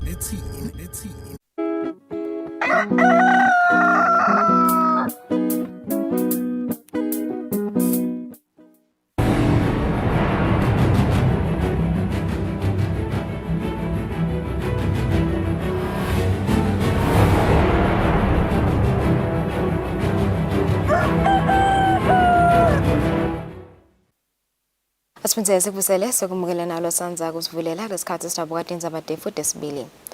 Mfunankulu Cleopas Dlamini nelibandla leliholalo go sebafikile edolobheni Sharm el-Sheikh e-Egypt kuyongenela umhlangano wokulwana ukuguquguquka kwesimo selitulu. Mfunankulu Cleopas Dlamini nelibandla leliholako befikile esikhumulweni setindiza eSharm el-Sheikh Airport. Mfunankulu kuleli kutomelela amakhosi emhlanganweni webaholi bemave kanye nabohulumende lobitwa ngeCOP27 lotawubanjwa ngeMsombuluko kanye nangalesibili kuleli viki. Kulo mhlangano baholi batawube bachubeka nekubuka indlela letingentiwa kulwa nekuguquguquka kwesimo selitulu emhlabeni ngekwakhela itivumelwaneni letendiwe emhlanganweni lebekubanjelwe eGlasgow, Scotland eminyakeni ophelile. Lowo mhlangano wawugxile kakhulu esivumelwaneni lesibitwa ngeParis Agreement 2016. Kungako nalonyaka tihloko lekutokhulunywa ngato tithathelwe kuso lesivumelwano. Letihloko tifaka ekhatsi kwehliswa kwentuthu lenyukubeta imvelo, reducing greenhouse gas emission, kanye nekuchubeka kwetetsembiso letendiwa ngemave lasatfutfukile tekucokelela imali yekwesekela tinhlelo tekulwa nekuguquguquka kwesimo selitulu emaveni lasatfutfuka. Ndunankulu utawetfula inkulumo yemakhosi kuwo lo mhlangano. Umhlangano walonyaka we-COP27 lofaka ekhatsi tinhlangothi letehlukene sewuvele ucalile kwendvulela lowo webaholi kanti utawuchubeka kute kube ngumhlati 18 enyangeni lesetulu. Etindzabeni teSwatini TV kubika Bongani Matsebula eSharm el Sheikh, Egypt. Emabandla lahlukahlukene labuketa indzaba temanti kanye nemandla esifundzeni lesisendasi nealive kati le-Afrika, i-Southern African Development Community sekabukete imigomo letowenta kutsi lesifundza sibe nemanti kanye nemandla lakhonsile. Lamabandla lahlukahlukene bewakatsi afaka timvuna temcibo waphansi nemandla talamave alesifundza sakaSADC. Kulo mhlangano lo losabambe kuba indvuna lelitiko letemcibo waphansi nemandla Jabulani Mabuza beyakatsi amelelwe umcondzisi wemandla kuleli thabile Nkosi ekusho kwembiko lotfinyelwe betindzaba ngumchumaniso walelitiko kanye nesife sikelela khoza lo mhlangano wetindvuna tembuso ubuseveni laseCongo uthi kubuketwe tindlela tekutfutfukisa emanti kanye nemandla kulesifundza sakaSADC. Kulo mhlangano kugcizelelwe ukuthi lesifundza sitfole masu lakhonsako etindzabeni tekuguquguquka kwesimo selitulu, kwesolakala kwemandla kanye netakhiwo letingasito letikahle. Letindvuna tembuso tigcizelele kutsi onke emave akulesifundza akatimbanza kanye nesivumelwano salesifundza sekubambisana etindzabeni temandla. Tithi inhloso lenkulu ukuthi gesi atfolakale ngemanani laphansi kumakhasimende alesifundza aphindze futhi abe ngiloyo lokhonsako. Letindvuna tithi kwebiwa kwetintsambo telithusi kubonakala kubhoke naso sonke lesifundza sakaSADC. Lokhunya bethi imitamo yokuba nagesi lowenele ngakho tincome ukuthi tinkampani letiphehla gesi lokufaka ekhatsi lakuleli Eswatini Electricity Company alisebentisayo nebemthetho kulwa nalo monakalo. Endzabeni yemanti letindvuna titsatse tincumo letifaka ekhatsi ukuthi emava lesifundza akacinise tinhlelo tekunakekela emanti langephansi kwemhlaba. Letindvuna tincome nekushiyelana emanti lokwentiwa ngelakuleli Mozambique kanye nelive laseNingizimu Afrika. Etindzabeni kubika Fortune Dlangamandla isembabane. Ibandla letangoma telitulu licwayisa eMaswati ukuthi njengaloku selithwese luhlobo wacaphele umbane atiphephise. Sangoma selitulu Dumsani Sithole sikusho lokhu kulandzelako ukuthi umbane ushaya ubulale umfana wesikole ngalesihlanu endzaweni yakavele ezizweni. Awukadingakali ukuthi utholakale phasi esihlahla, awukadingakali phinde utholakale umshukuma. Singasho nje ukuthi nabe kuhlasa litulu noma ke laqala la ngathi liyadumaduma naliduma waliva liduma kuhlala kakhulu umbane. Naliqala liduma lakhathana shothi sipakhathanyenyana zama ukufuna indawo lapho utawuba lophephile khona. Nase sifuna indawo asisho ukuthi ngena phasi esihlahla ngoba sihlahla sabe sisithe wena so umfisha ngesikhathi nasishaya esihlahla nawe la ngaphansi ngawuphindze nawe bese uphinde yashayela. Singasho nje ukuthi ufuna indawo ungangena kamakhelwane ucela ukukhosela ngoba litumbe lidumako kalivame kwendlula emzuzwini engamashumi lamane nakubotishela bananga bese balibona selisedudane ngoba phela imithi lengiyona kanje sibantwana abafunda kuyo hayi leminye ikhathanyanyana leminye ejudane mhlawumbe basuke bafike labanye batawuphutha kungcono lokuthi lokungenani baphuthe kuphuma nendlule elitulu bese bayakhululeka ke bayahamba ke babheke khona ngasemakhaya. Kokhumalo banzako luphambathisa nalo la ukhona uyale ngale kulaba labafunda boSADC electricity. Yathi bese wena sowuphatha le charge lelenye lento wethu bese seliyakhona kokushaya ke ngaleso sikhathi. Kuvama kwenta kanjalo. Hayi ukuthi mhlawumbe kuba ukuthi kube khona lokho practicewa ngilabo abapracticeako akusiko lokho kuba nje ukuthi utholakele endaweni lapho ukwenda uba singotini kwesintulu ngakushaya. Kuhambisana netikhatsi talomuhla tebuchwephesha nekutfutfukisa live etindzabeni tekusebentisa kwetebuchwephesha, litiko letemfundvo liyachubeka nekushicilela tifundvo tebuchwephesha etikolweni. Lokhu kuvetwe ngumhloli wetifundvo tebuchwephesha litiko letemfundvo Mgcibelo Thela ngesikhatsi litiko letekwatisa libambe umkhankaso wekuxwayisa sive ngato tindzaba tekusebentisa kwetebuchwephesha esikolweni esincane se-St. Mark's. ICT is a very important discipline, but it is relatively new in the education system. ICT has already been introduced in the school curriculum, even at the primary level, so siyajabula kakhulu ngaloko. Umphathi weluhlangosi lelibuketa indzaba tekukhwabanisa embufeni wembube nesive Nicholas Jele yena uthi uhulumende uyachubeka nokushaya imithetho letawucinisekisa kusebenzisa kahle nalokuphephile kwayo internet lapha eveni. Sibonge live laseSwatini nato tishaya mthetho letiphasise imithetho lemithathu ngeminyaka lodvana. Lele umthetho leyo ngiyo lechiza letindzaba tekusetshenziswa kabi noma tekudlabhatiseka kwe-internet nako konke mhlambe lokwenteka ku cyberspace. Bafunzi besikolo se-St. Mark's bona babekela bakufunzile. I think my rights in the cyberspace is to be protected from many things that might ruin my future. I learned that there are ways in which you can prevent cybersecurity. There's also a child helpline number, which is 116. We shouldn't be like showing our personal information to anyone.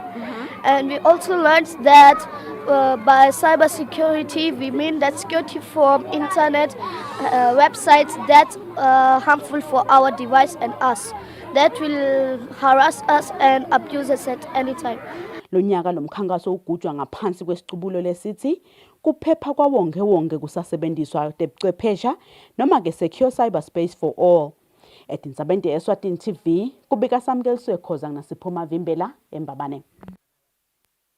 Umcondzisi wenhlangano lethuthukisa abafunzi bemakoliji nemanyuvesi kutebhizinisi ye-Nectus Wanda Khumalo uthi bafunzi labasungule lamabhizinisi basatsinga kuthuthukisa emabhizinisi abo kude akhange timakethe tangaphandle kwelive. Khumalo bekakhuluma ngemva komchudzelwano wemhlaba waka e-Nectus lobanjwe eveni le-Puerto Rico evikini leliphelile. Inhlangano lethuthukisa abafunzi bemakoliji nemanyuvesi kutebhizinisi e-Nectus evikini leliphelile ibambe umchudzelwano wemave noma ke wemhlaba i-World Cup kuklomelisa abafunzi labasungule imicondvo lecamile. Lo mchudzelwano lonyaka bobanjelwe eveni le-Puerto Rico kanti live laseSwatini lona belimelelwe inyuvesi yakangwane ligatsha laseLyengo. Umcondzisi walenhlangano kuleli Wanda Khumalo uthi live laseSwatini lisatsinga kuthuthukisa lamabhizinisi lasungulwa nglabafunzi kude nawo akhone kukhanga netimakethe temhlaba akhone futhi nekutfola umklomelo. Lokuthi sengasithole isicoco kunenge lokudzinga ukuthi sikwente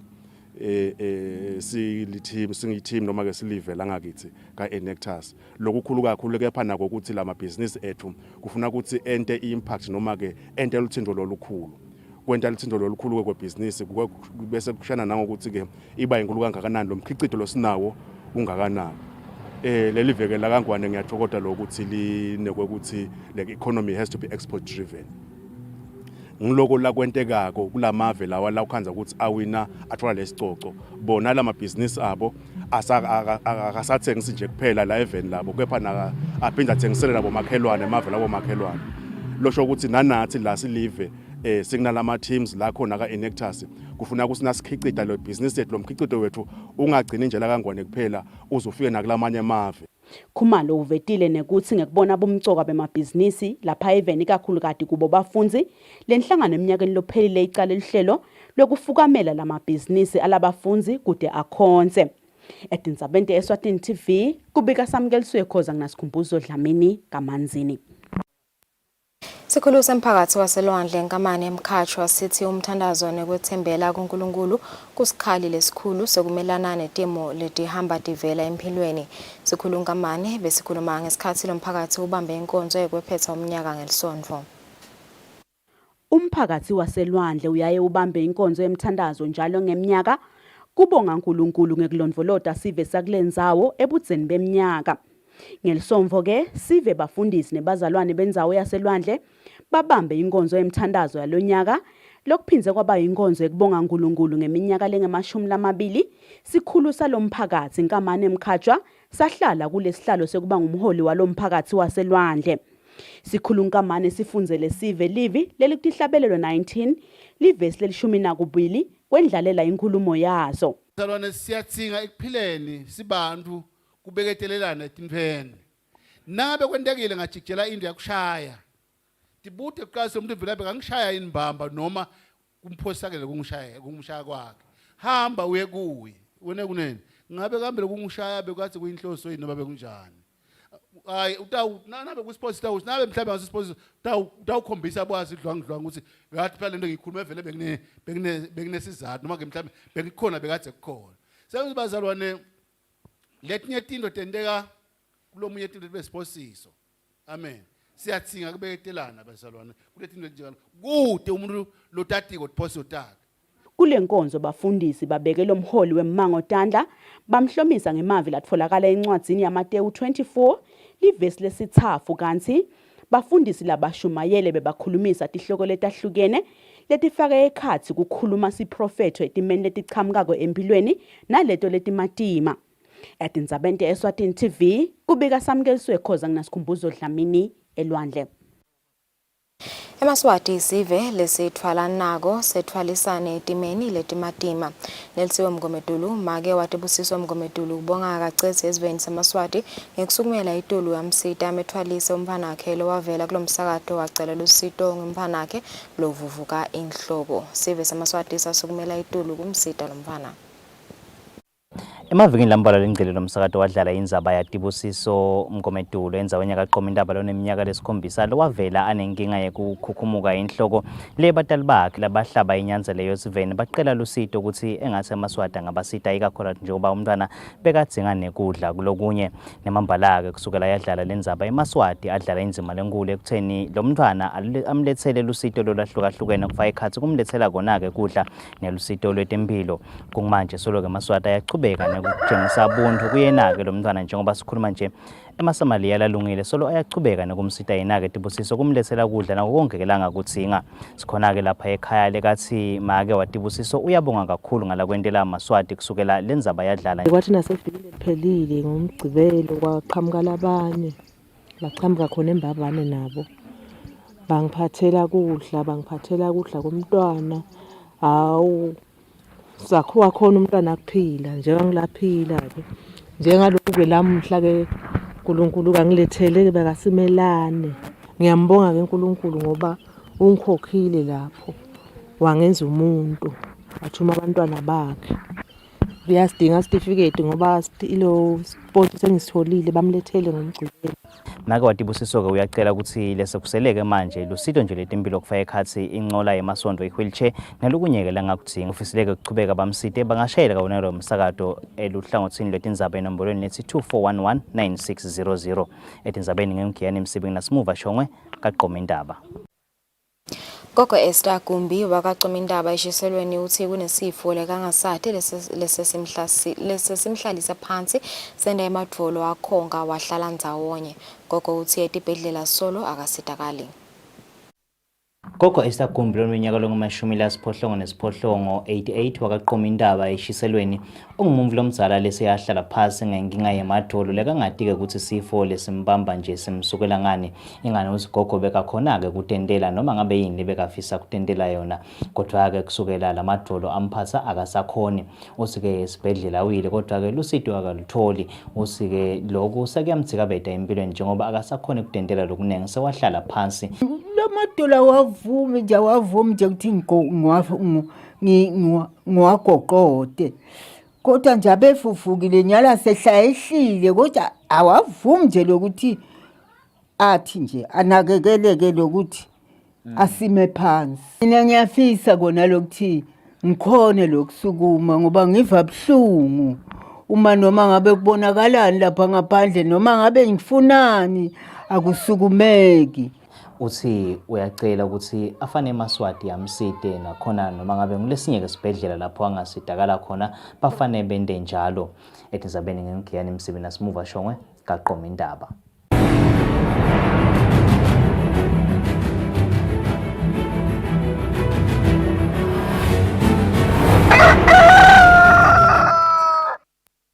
zemidlalo mapalane wenhlangano yemidlalo we-taekwondo kuleli sizwe mabuza uthi bayinhlangano bafise badlali balomdlalo badlala ngelizinga linye kuwo onke emacembu kuleli kude kuthi kube bede badlali labasalela ngemuva ekudlaleni lomdlalo. Mabuza bakakhulumana kuhlolwa kwebadlali balomdlalo eTelevision kaManzini. Hlangana ngamalo umdlalo we-taekwondo kuleli beyichuba lihlelo lokubuka kanye nekulolonga abadlali balomdlalo phecelezi grading lapho khona abadlali bebathola emabhande alomdlalo ngetigaba tabo kusuka kulesiphansi white belt kuya ku black belt. Ngalokuthi besakhalisela bhasilensha ke sesitaba nefuba lekuthi sirane lama workshop to standardize the content lesiyifundisako so that noma kungasuka umfana lo jima kalavumisa ayojima embabane angafika athi khanze sekahlukile nakafika le embabane so na standard asiso lesiphasi la emateam lamanye sisetulu but labanye uyabona lokuthi basaqafuda maybe ngekuthi bo instructor bakhona basebancane noma basebasha nalawo lesekanabo instructor lesebanemalanga uyabona lokuthi cha impela sebafundisa ngathi kuyaxoxothela impela. Badlali balomdlalo laba beyingcenye le grading nabo kukhona labakuvetile. Zayinyuka abadlali from lebe kukhona indebe le nombolo lebe ikhona after kubuya kwe-COVID, after COVID. Yeah. It's an amazing experience because it's a step, you know, it's one step to the goal, which is to have a black belt. It was good, and what I was feeling that I will go to another belt, and I went to another belt, to a yellow belt. Kanzi labe bachuba lona leli hlelo le-grading umengameli waleli nhlangano zakhele Dlamini kanye naBongani Manyathi. Lobuyela umsakazo Eswatini TV temidlalo ngilinda Dlamini embabane. Sathephetha indzaba tefu ngaleto temidlalo sithatha selikhefu sibe sichubeke nelihlelo asinishine simo selitulo.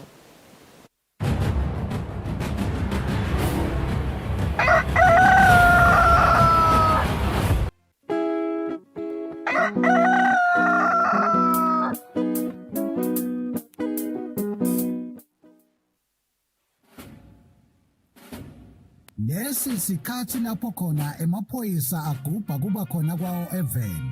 Kulapho kukuthathwa khona sive ukuthi sike sihlale phansi sibuke bomcoka bemaphoyisa empilweni yebantu. Siphindze sibuke indlela letinsha tekuphepha kubo bonke bucala lobuveta sihloko. Sive sakangwane siyakhunjutwa ukuthi singawafaki emaphoyisa etinkulumeni tepolitiki ngoba liphoyisa alingeni futhi alingenelani nepolitiki. Emaphoyisa alwa nebucala netingoti temgwaco kuphela nje. Ingako emaphoyisa athi wonke umuntu eveni akahlale ngaphandle kwekunceneka ukuthi angahle ahlaselwe tilwane tasendle. Umuntu lohlala eSwatini akatiphilele atisebentele ngaphandle kwekwesaba kuhlaselwa kwemucwa nekucekelwa phansi kwembahla yakhe. Nawe wena lophathekile emaphoyisa athi digulele kahle uze uphile ngaphandle kwekuphatamiseka. Lokungenteka ngekuthi tidlova tingene tihlasele labo labakunakekelako kuleyo ndlu. Sive lesihlakaniphile nguleso lesiphakamisa kusebenta kwemaphoyisa nabo bonke labalwa nebucala.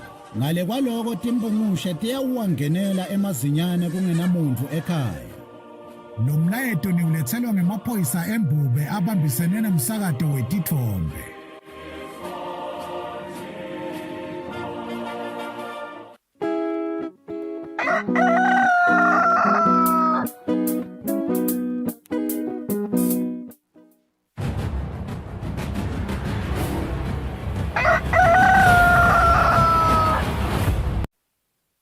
Welcome back. Sarabukela hlelo Kusile Breakfast Show lesikhathi sitawubuka simo sempela somvo lesisuka kiyo naye Deputy Pico noSipho Mnguni.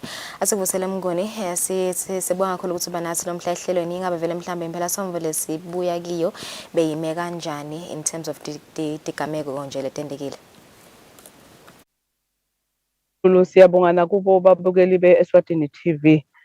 Impela somvo lesibenayo iphose yabangule bhizinyana kakhulu njeke. Sitibonile tigameko tendeka emigwaqweni, satibona tendeka emakhaya lapho sive sihlala khona. Lesingakusho nje ukuthi sibe nabo bantu labathathu labasishiye emhlabeni ngekuthi balinyedwe. Le babili babo basishiye ekamanzini endaweni yakamanzini lapho khona babagwazile ngetinto leticijile kodwa ke etindaweni letimbili tekujabulisa letehlukahlukene. Lesiphindze singathi nje sikubonile kwenteka ngilabo labalinyedwe phecelezi i-attempted murder lapho khona sibone abantu bahlasela indzawo yemaphoyisa, siteshi semaphoyisa sakudumako. Kahle kahle abakahlaseli isiteshi kodwa bahlasele lapho kuhlala khona emaphoyisa endzaweni yakhona lekudumako. Lapho khona kube sekudubulekala ababili, munye lo liphoyisa kwase sasisishwa emhlabeni ngulomunye lebekahlala khona lapho losebenta e-Ministry of Agriculture. Lokukhulu-ke lesinako lesingacishe sikusho nje esiveni ukuthi sibe nengodi leyenteke e-Big Bend endzaweni yasemndobandopho lapho khona bantfwana labayimfica bashaywe litulu basendlini nje lapho kuthiwa khona bebahleli batijayivela. Kwaseke sekushaya lelo dulu lesathi ukuthi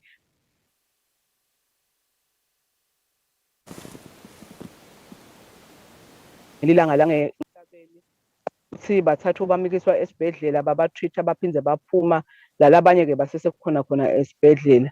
Singaphose sisho nje ukuthi lesikubone kumbe kuncipha lesikuloku sijabulisa kodwa ingodi temgwaco akusito letiningi lesinato ngaphandle kwekuthi nje kukhona munye umntwana lo washayiswa imoto endzaweni yasephuza moya ngelesihlanu naye-ke wabese uyasishiya emhlabeni. Sithanda nje kubonga kakhulu ukuthi bantfu bayalalela nasicela ukuthi phela emgwacweni sicela batiphathe kahle. Sicela-ke bachubeke bantfu kanjalo, siyathi ukuthi sekusondzela emalanga aboncibijane lapho khona abantu labanye incumbi batabe bavalile emisebentini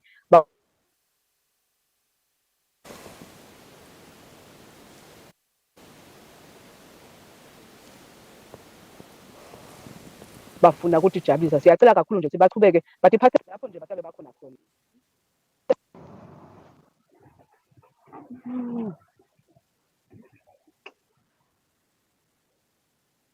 Hello, amasangivalule. Sachubeka yini Deputy Pico?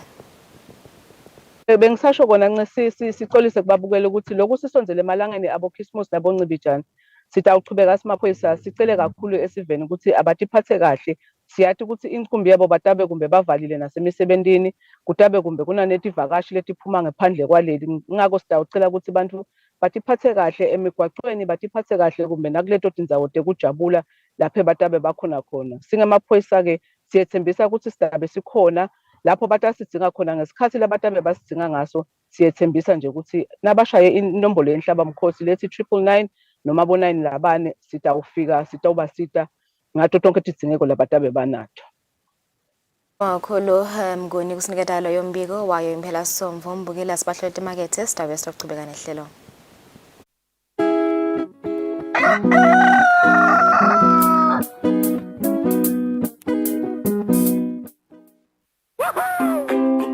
Pay your TV license quickly and easily with MTN Momo. Simply dial *007 *3# and select option 8 for TV license. Enter your national ID number as your reference and the amount you wish to pay. Then enter your PIN to confirm your payment. Once your payment has been made, you'll receive a confirmation SMS of your payment. If you're a first-time payer, you get another SMS for your TV license. So legalize your entertainment from the comfort of your home. Pay your TV license the easy and convenient way with MTN Momo. Everywhere you go, MTN. I do the most. Watch local TV on the go with the Eswatini TV app for only 20 emalangeni. Come on. Do the most with Eswatini TV app. Download from Google Play Store or App Store. We're good together. Everywhere you go, MTN.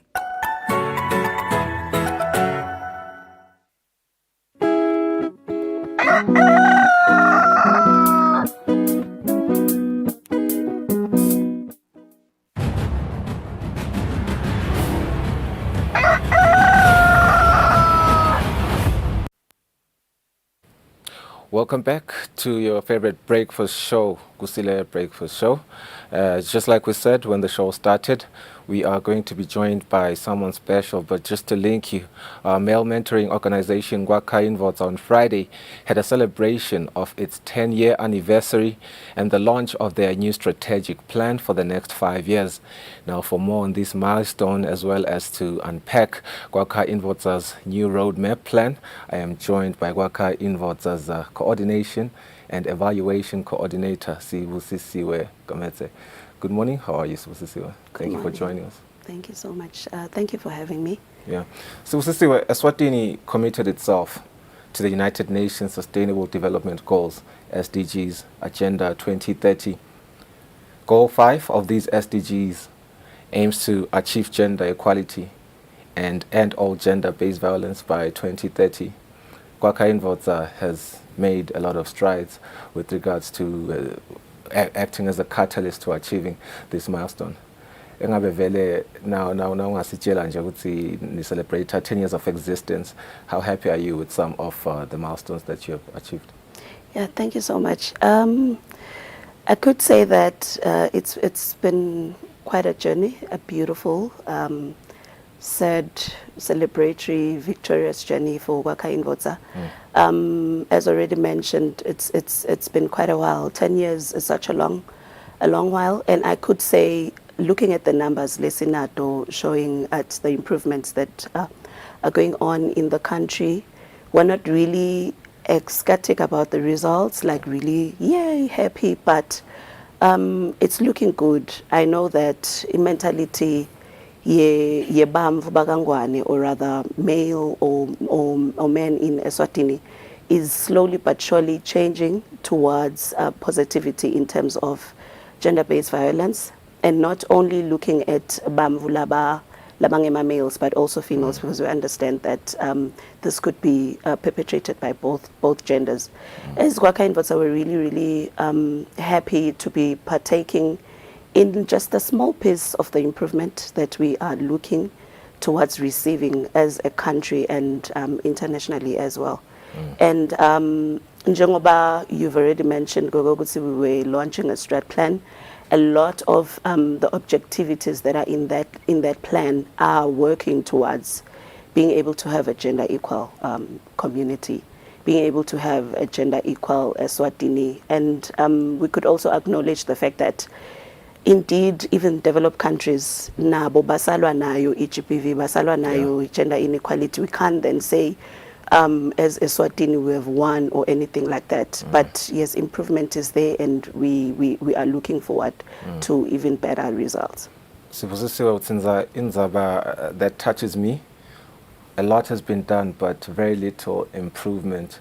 Engabe vele umanibuka yini le bambelelako ekuthenini, because almost every day we wake up to a new gender-based violence story on the headlines. Engabe yini vele le bambelelako nje umanibuka ni bantu laba on the ground who work on these issues? Yeah, just also being monitoring and evaluating coordinator. Myself, I don't necessarily do the on-the-ground work, but I'm fortunate enough to be receiving results from the programs team and every other CSOs that we're working with.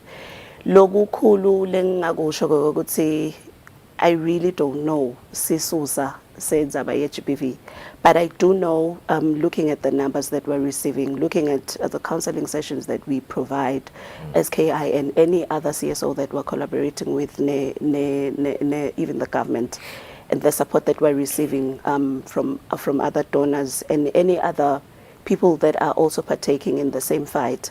It could be also in the mind. A lot comes from the mind mentality, patriarchy, a lot of social background in information that is coming in.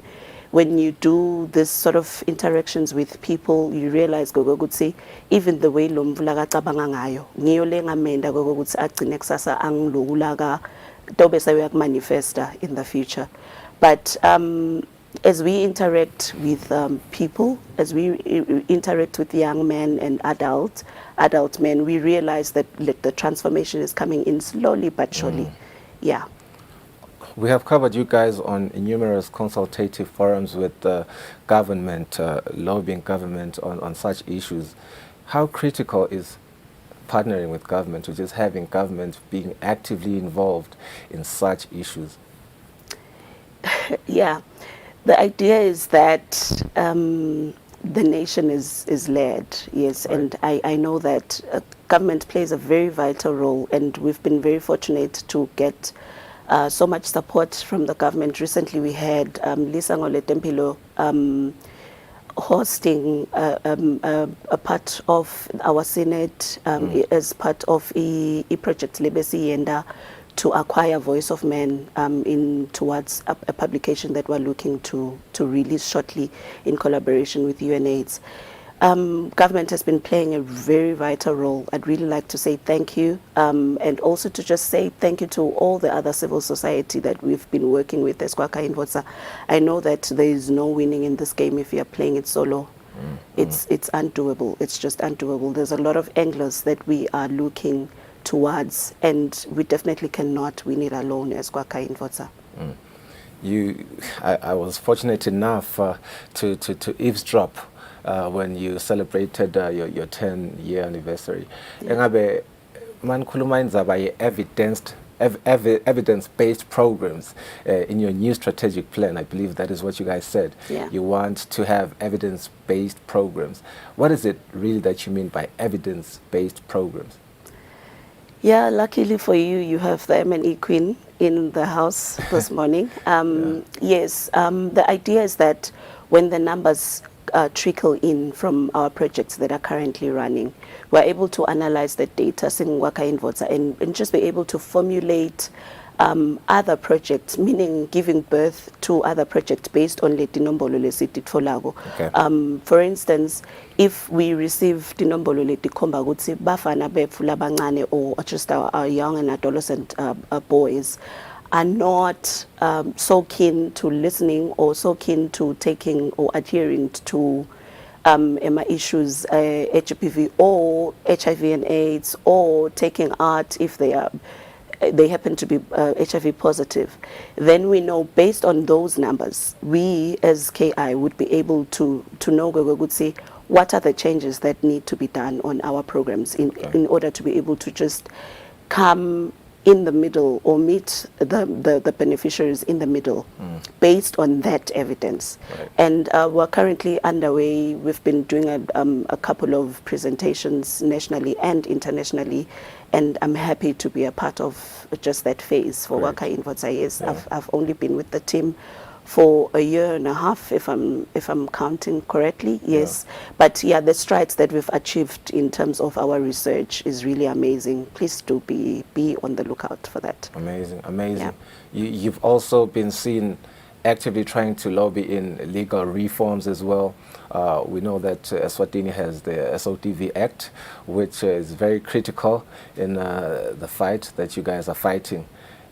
Do you feel that it's effective enough, or you feel like there should be more reforms that are enacted legally?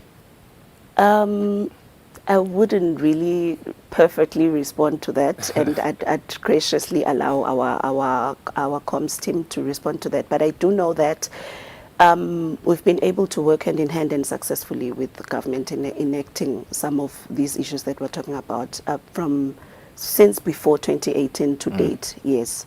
And I would say that a lot of the changes or a lot of the reforms that need to be done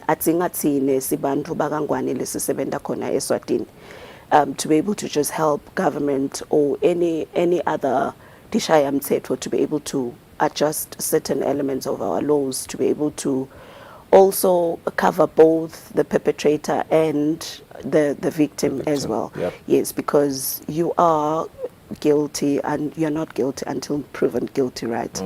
Yeah, so it's been a success really, and I know that as Kwaka Invotsa we're looking forward to being able to have a lot of those successes with working hand in hand with government as well. You're touching a very critical aspect here, as well as capturing the victim, focusing on the victim, women. We know that you focus mainly on men, but obviously you cannot be remiss and leave out the women. Yeah. Do you feel that women need nurturing by themselves? They need these lessons that you teach men. do they need their own organization? Because I believe that, just like we said, so much has been done, but little has been achieved. Perhaps we are turning a blind eye. There's an elephant in the room here. What do you think? Elephant in the room.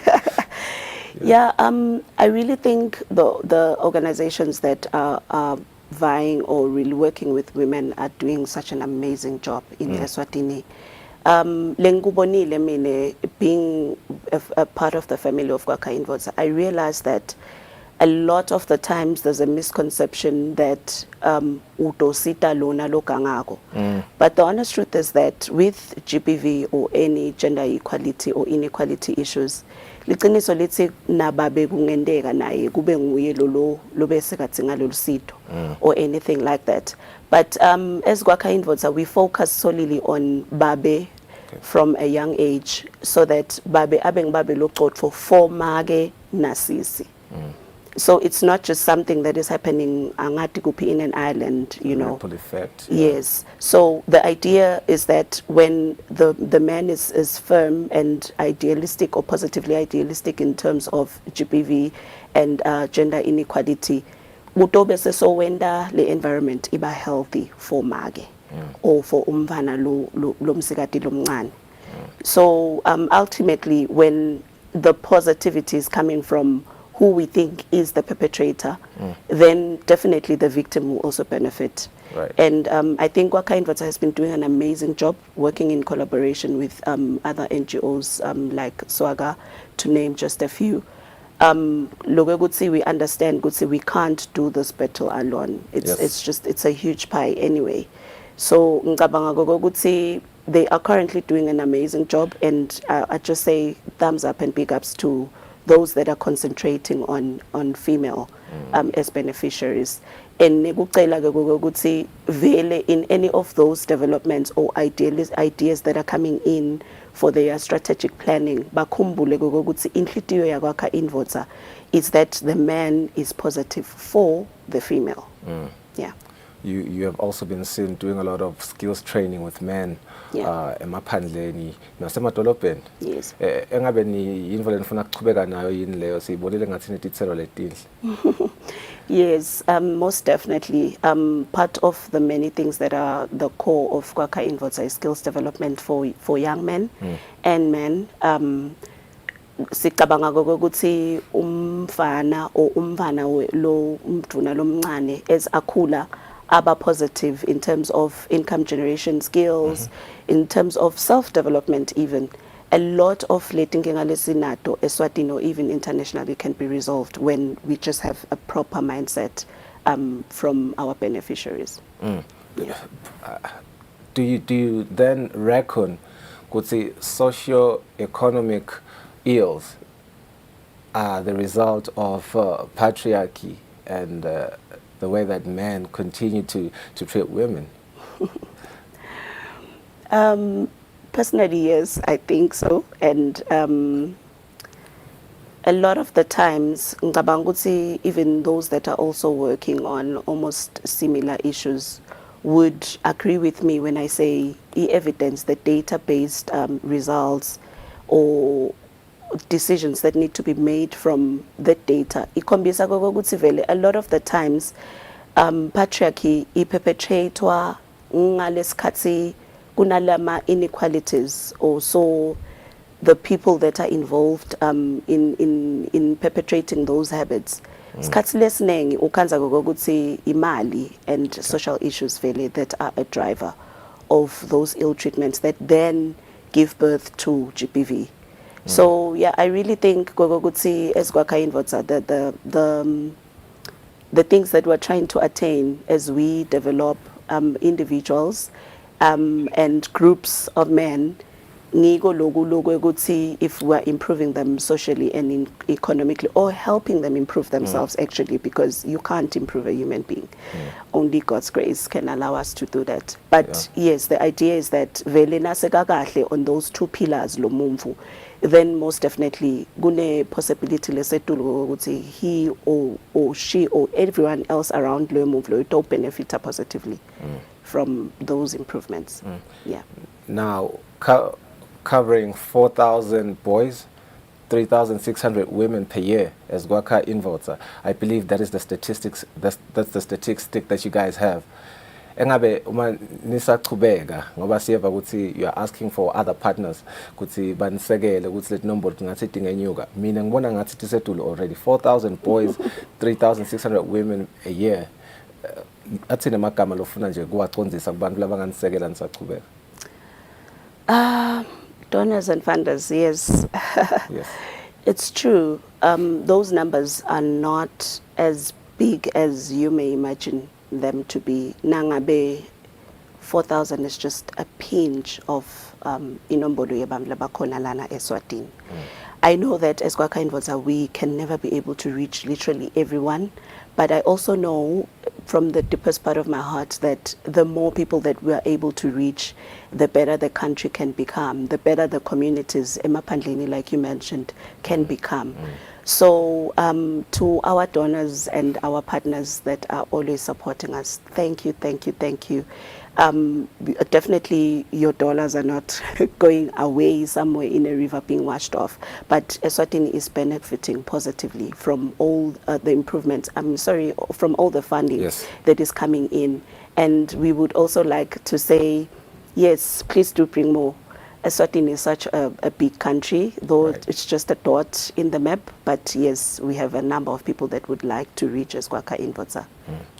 Well, Sibusisiwe, thank you so much for joining us. That was a mouthful. We want to wish you guys luck in the coming 5 years of this new strategic plan. We know that your mission is the nation's mission as well. Eswatini should all root for gender equality and gender equity. Thank you so much for your time. Thank you so much. Well, that was Sibusisiwe from Gwaka Invoter, their coordination and evaluations coordinator. Sita utatal careful, umasibuya sichubeka nawo, Kusile Breakfast Show.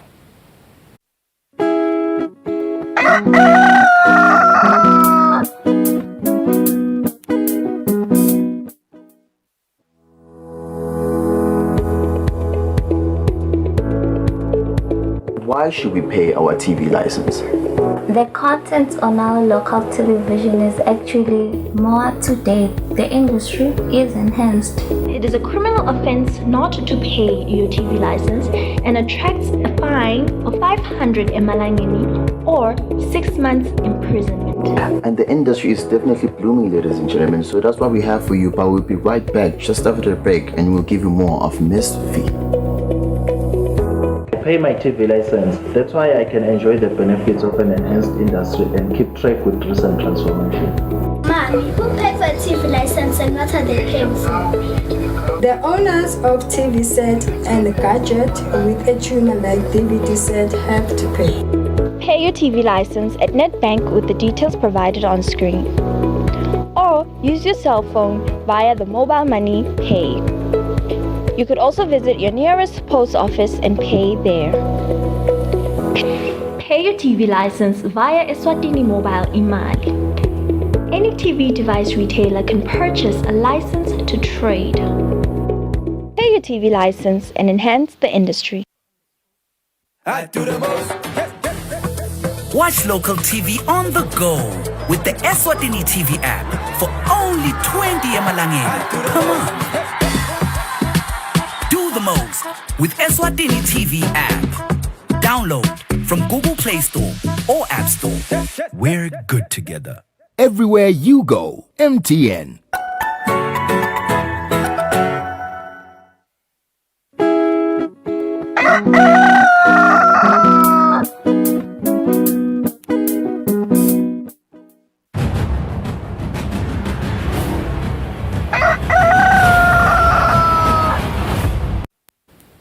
Asiphinze sikwemukele solo sichubeka nalo ikusile breakfast show njengenjwayelo ke sesinaye Linda Master Dlamini, who is our in-house sports analyst, who is going to take us through sports updates. Ngos sikuvusele.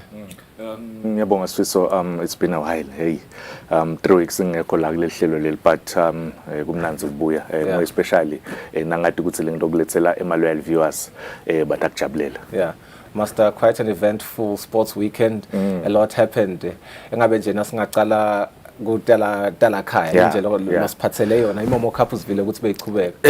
Yes, but iMomo Cup hey alokuthi langabe lilitsi itolo mhlambe singaqala okay yes Momo itolo somhlolo langa lonke kusukela nga9 ekseni kwade kwayoshaya 7:20 ebusuku solokudlalwa kuqaleke siyakhumbula ukuthi last week noma 2 weeks back adlalile ama playoffs lapho khona bekugcingeka linye licembu lelitawuhamba liyo joina iMonen Pirates liyo joina iNsingizini liyo joina iRangers ku the main day yaka Momo Cup yawina ke iMbabane Highlanders kuma playoffs ya shots yasiyangena ke yakha lo 4 teams idlalile ke itolo igame ekuqala nje lebeyidlala beku-Rangers neNsingizini. Those two teams siyakhumbula ukuthi aqhamuka eshiselweni and uma ngithube kafuna kwakha umlando Sifiso umlando ukuthi babe the first ever team leqhamuka eshiselweni kuyodlala ema finals main tournament yaka Premier League. So ngicabanga ukuthi it's huge for me and you because siyithabantu but ngicabanga ukuthi lokumcwa kakhulu ngilendlela ibhola ledlalwe ngayo. Igcini wina ke iNsingizini ku Rangers ku game eqala nga9 ekseni yawina nga 3-0 but ngicabanga ukuthi lokudonsa attention Sifiso kule game leyo iRangers idlale about 30 minutes yadlala nebadlali abang12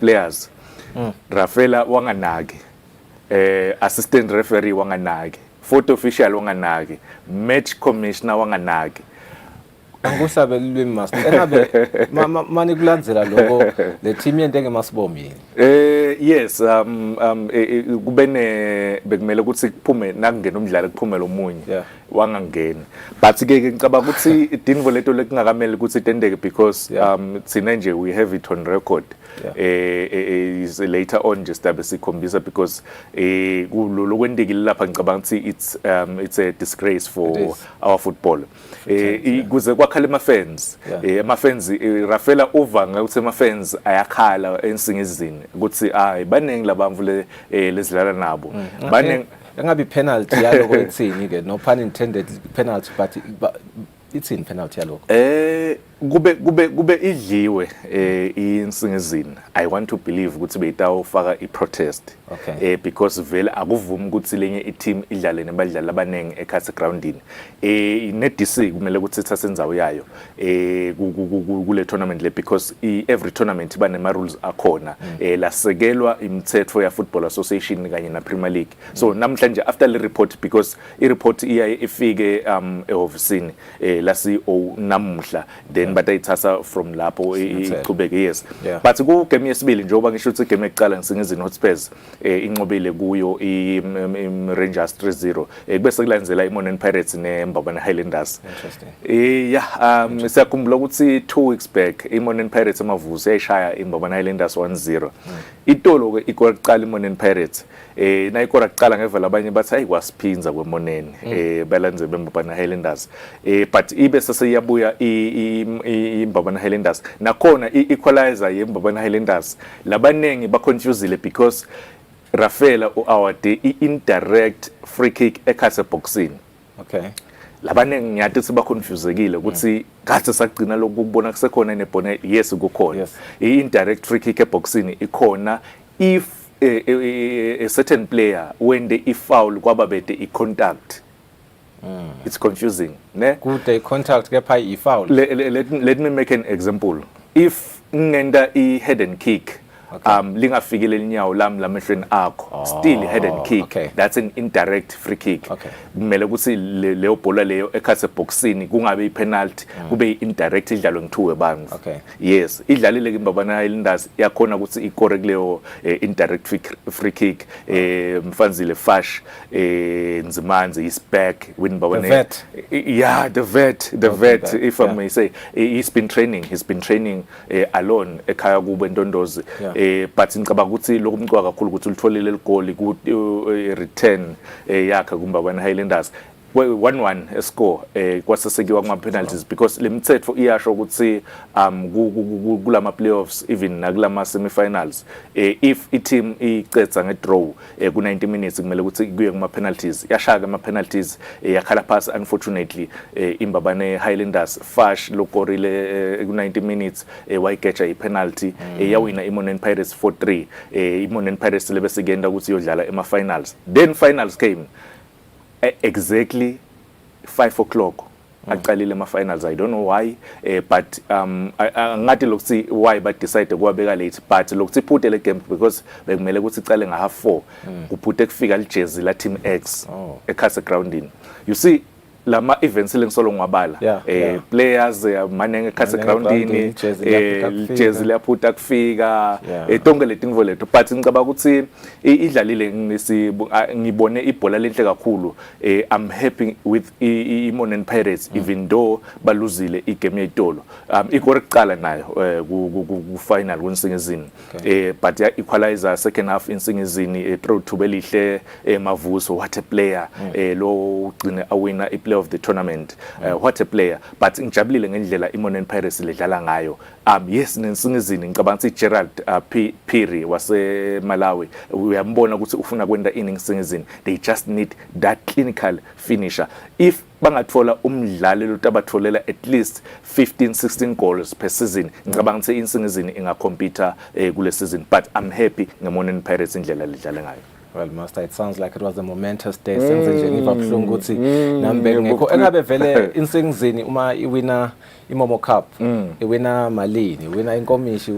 Yes, insingizini ihambe ekhaya na 600,000 yes prize money labayitholile ngicabanga ukuthi yeshiselweni me and you siyathi ukuthi sijabulile angekhaya kule yeah but play of the tournament ithole 10,000 malangeni lokube ngithubelihle amavuso ngicabanga ukuthi nakhona ubeka deserve ukorile ku final second half no first half iwinner so ngicabanga ukuthi lendlela this young players labadlala ngayo. You remember ukuthi singizini last season beka first division yatsenga status ka Premier League ivovovo so ngicabanga some of the players bajwayele kudlala ka Premier League but the coach uyaqala kufika ka Eswatini nje uyaqala kufika khona atokocha khona Monen Pirates ngale Costa.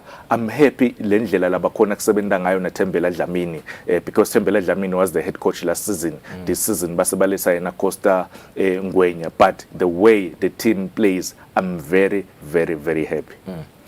Kuyangijabulisa ke lokho Master. I try to be impartial kodwa nje njengalokho yeshiselweni ngithokoza nawe la msebenzi.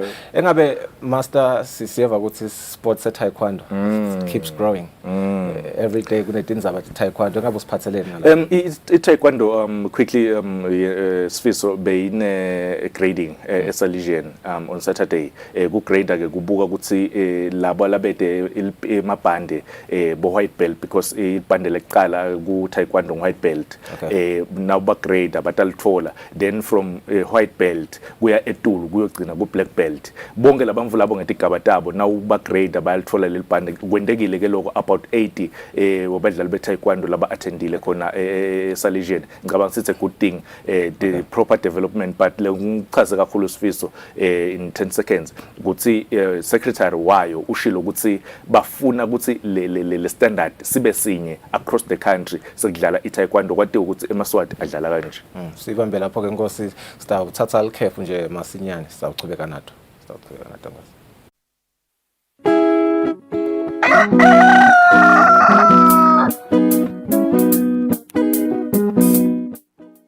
I do the most.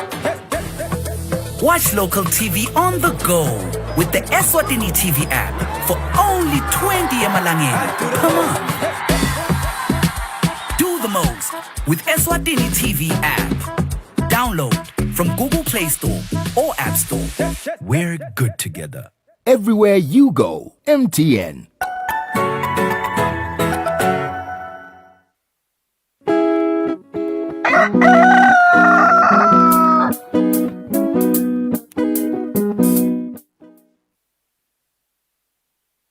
Alright, sekusele 3 minutes kuthi shaya insimbi esiphohlongo sibonga kakhulu ukuthi nibe nathi lo mhla ehlelweni Kusile Breakfast Show sicela lona nje liviki sethembele ukuthi itabane liviki lelibusesekile kunikhumbuta nje ukuthi esikiyo inyanga yekwanzisa lwati ngesifo sashukela sifiso singoti kakhulu sibabonile labanye abajujwa inyawo labanye bavaleke emehlo so I think laba khutsata konje betempile ukuthi go and get tested for diabetes. Ngikuthanza konje lungelele ukuthi cishe yonke inyanga iba ne-dedication to ukuthi I hope sive samaswati sithi ithathela edulu indzabe diabetes ngicela ukuthi sithi ifundzise ngayo abantu bakhona ukuthi bayodihlola nebadali babo lungelele. Before 8 o'clock, thank you so much for joining us today. We'll see you tomorrow. Nsale kahle. Goodbye.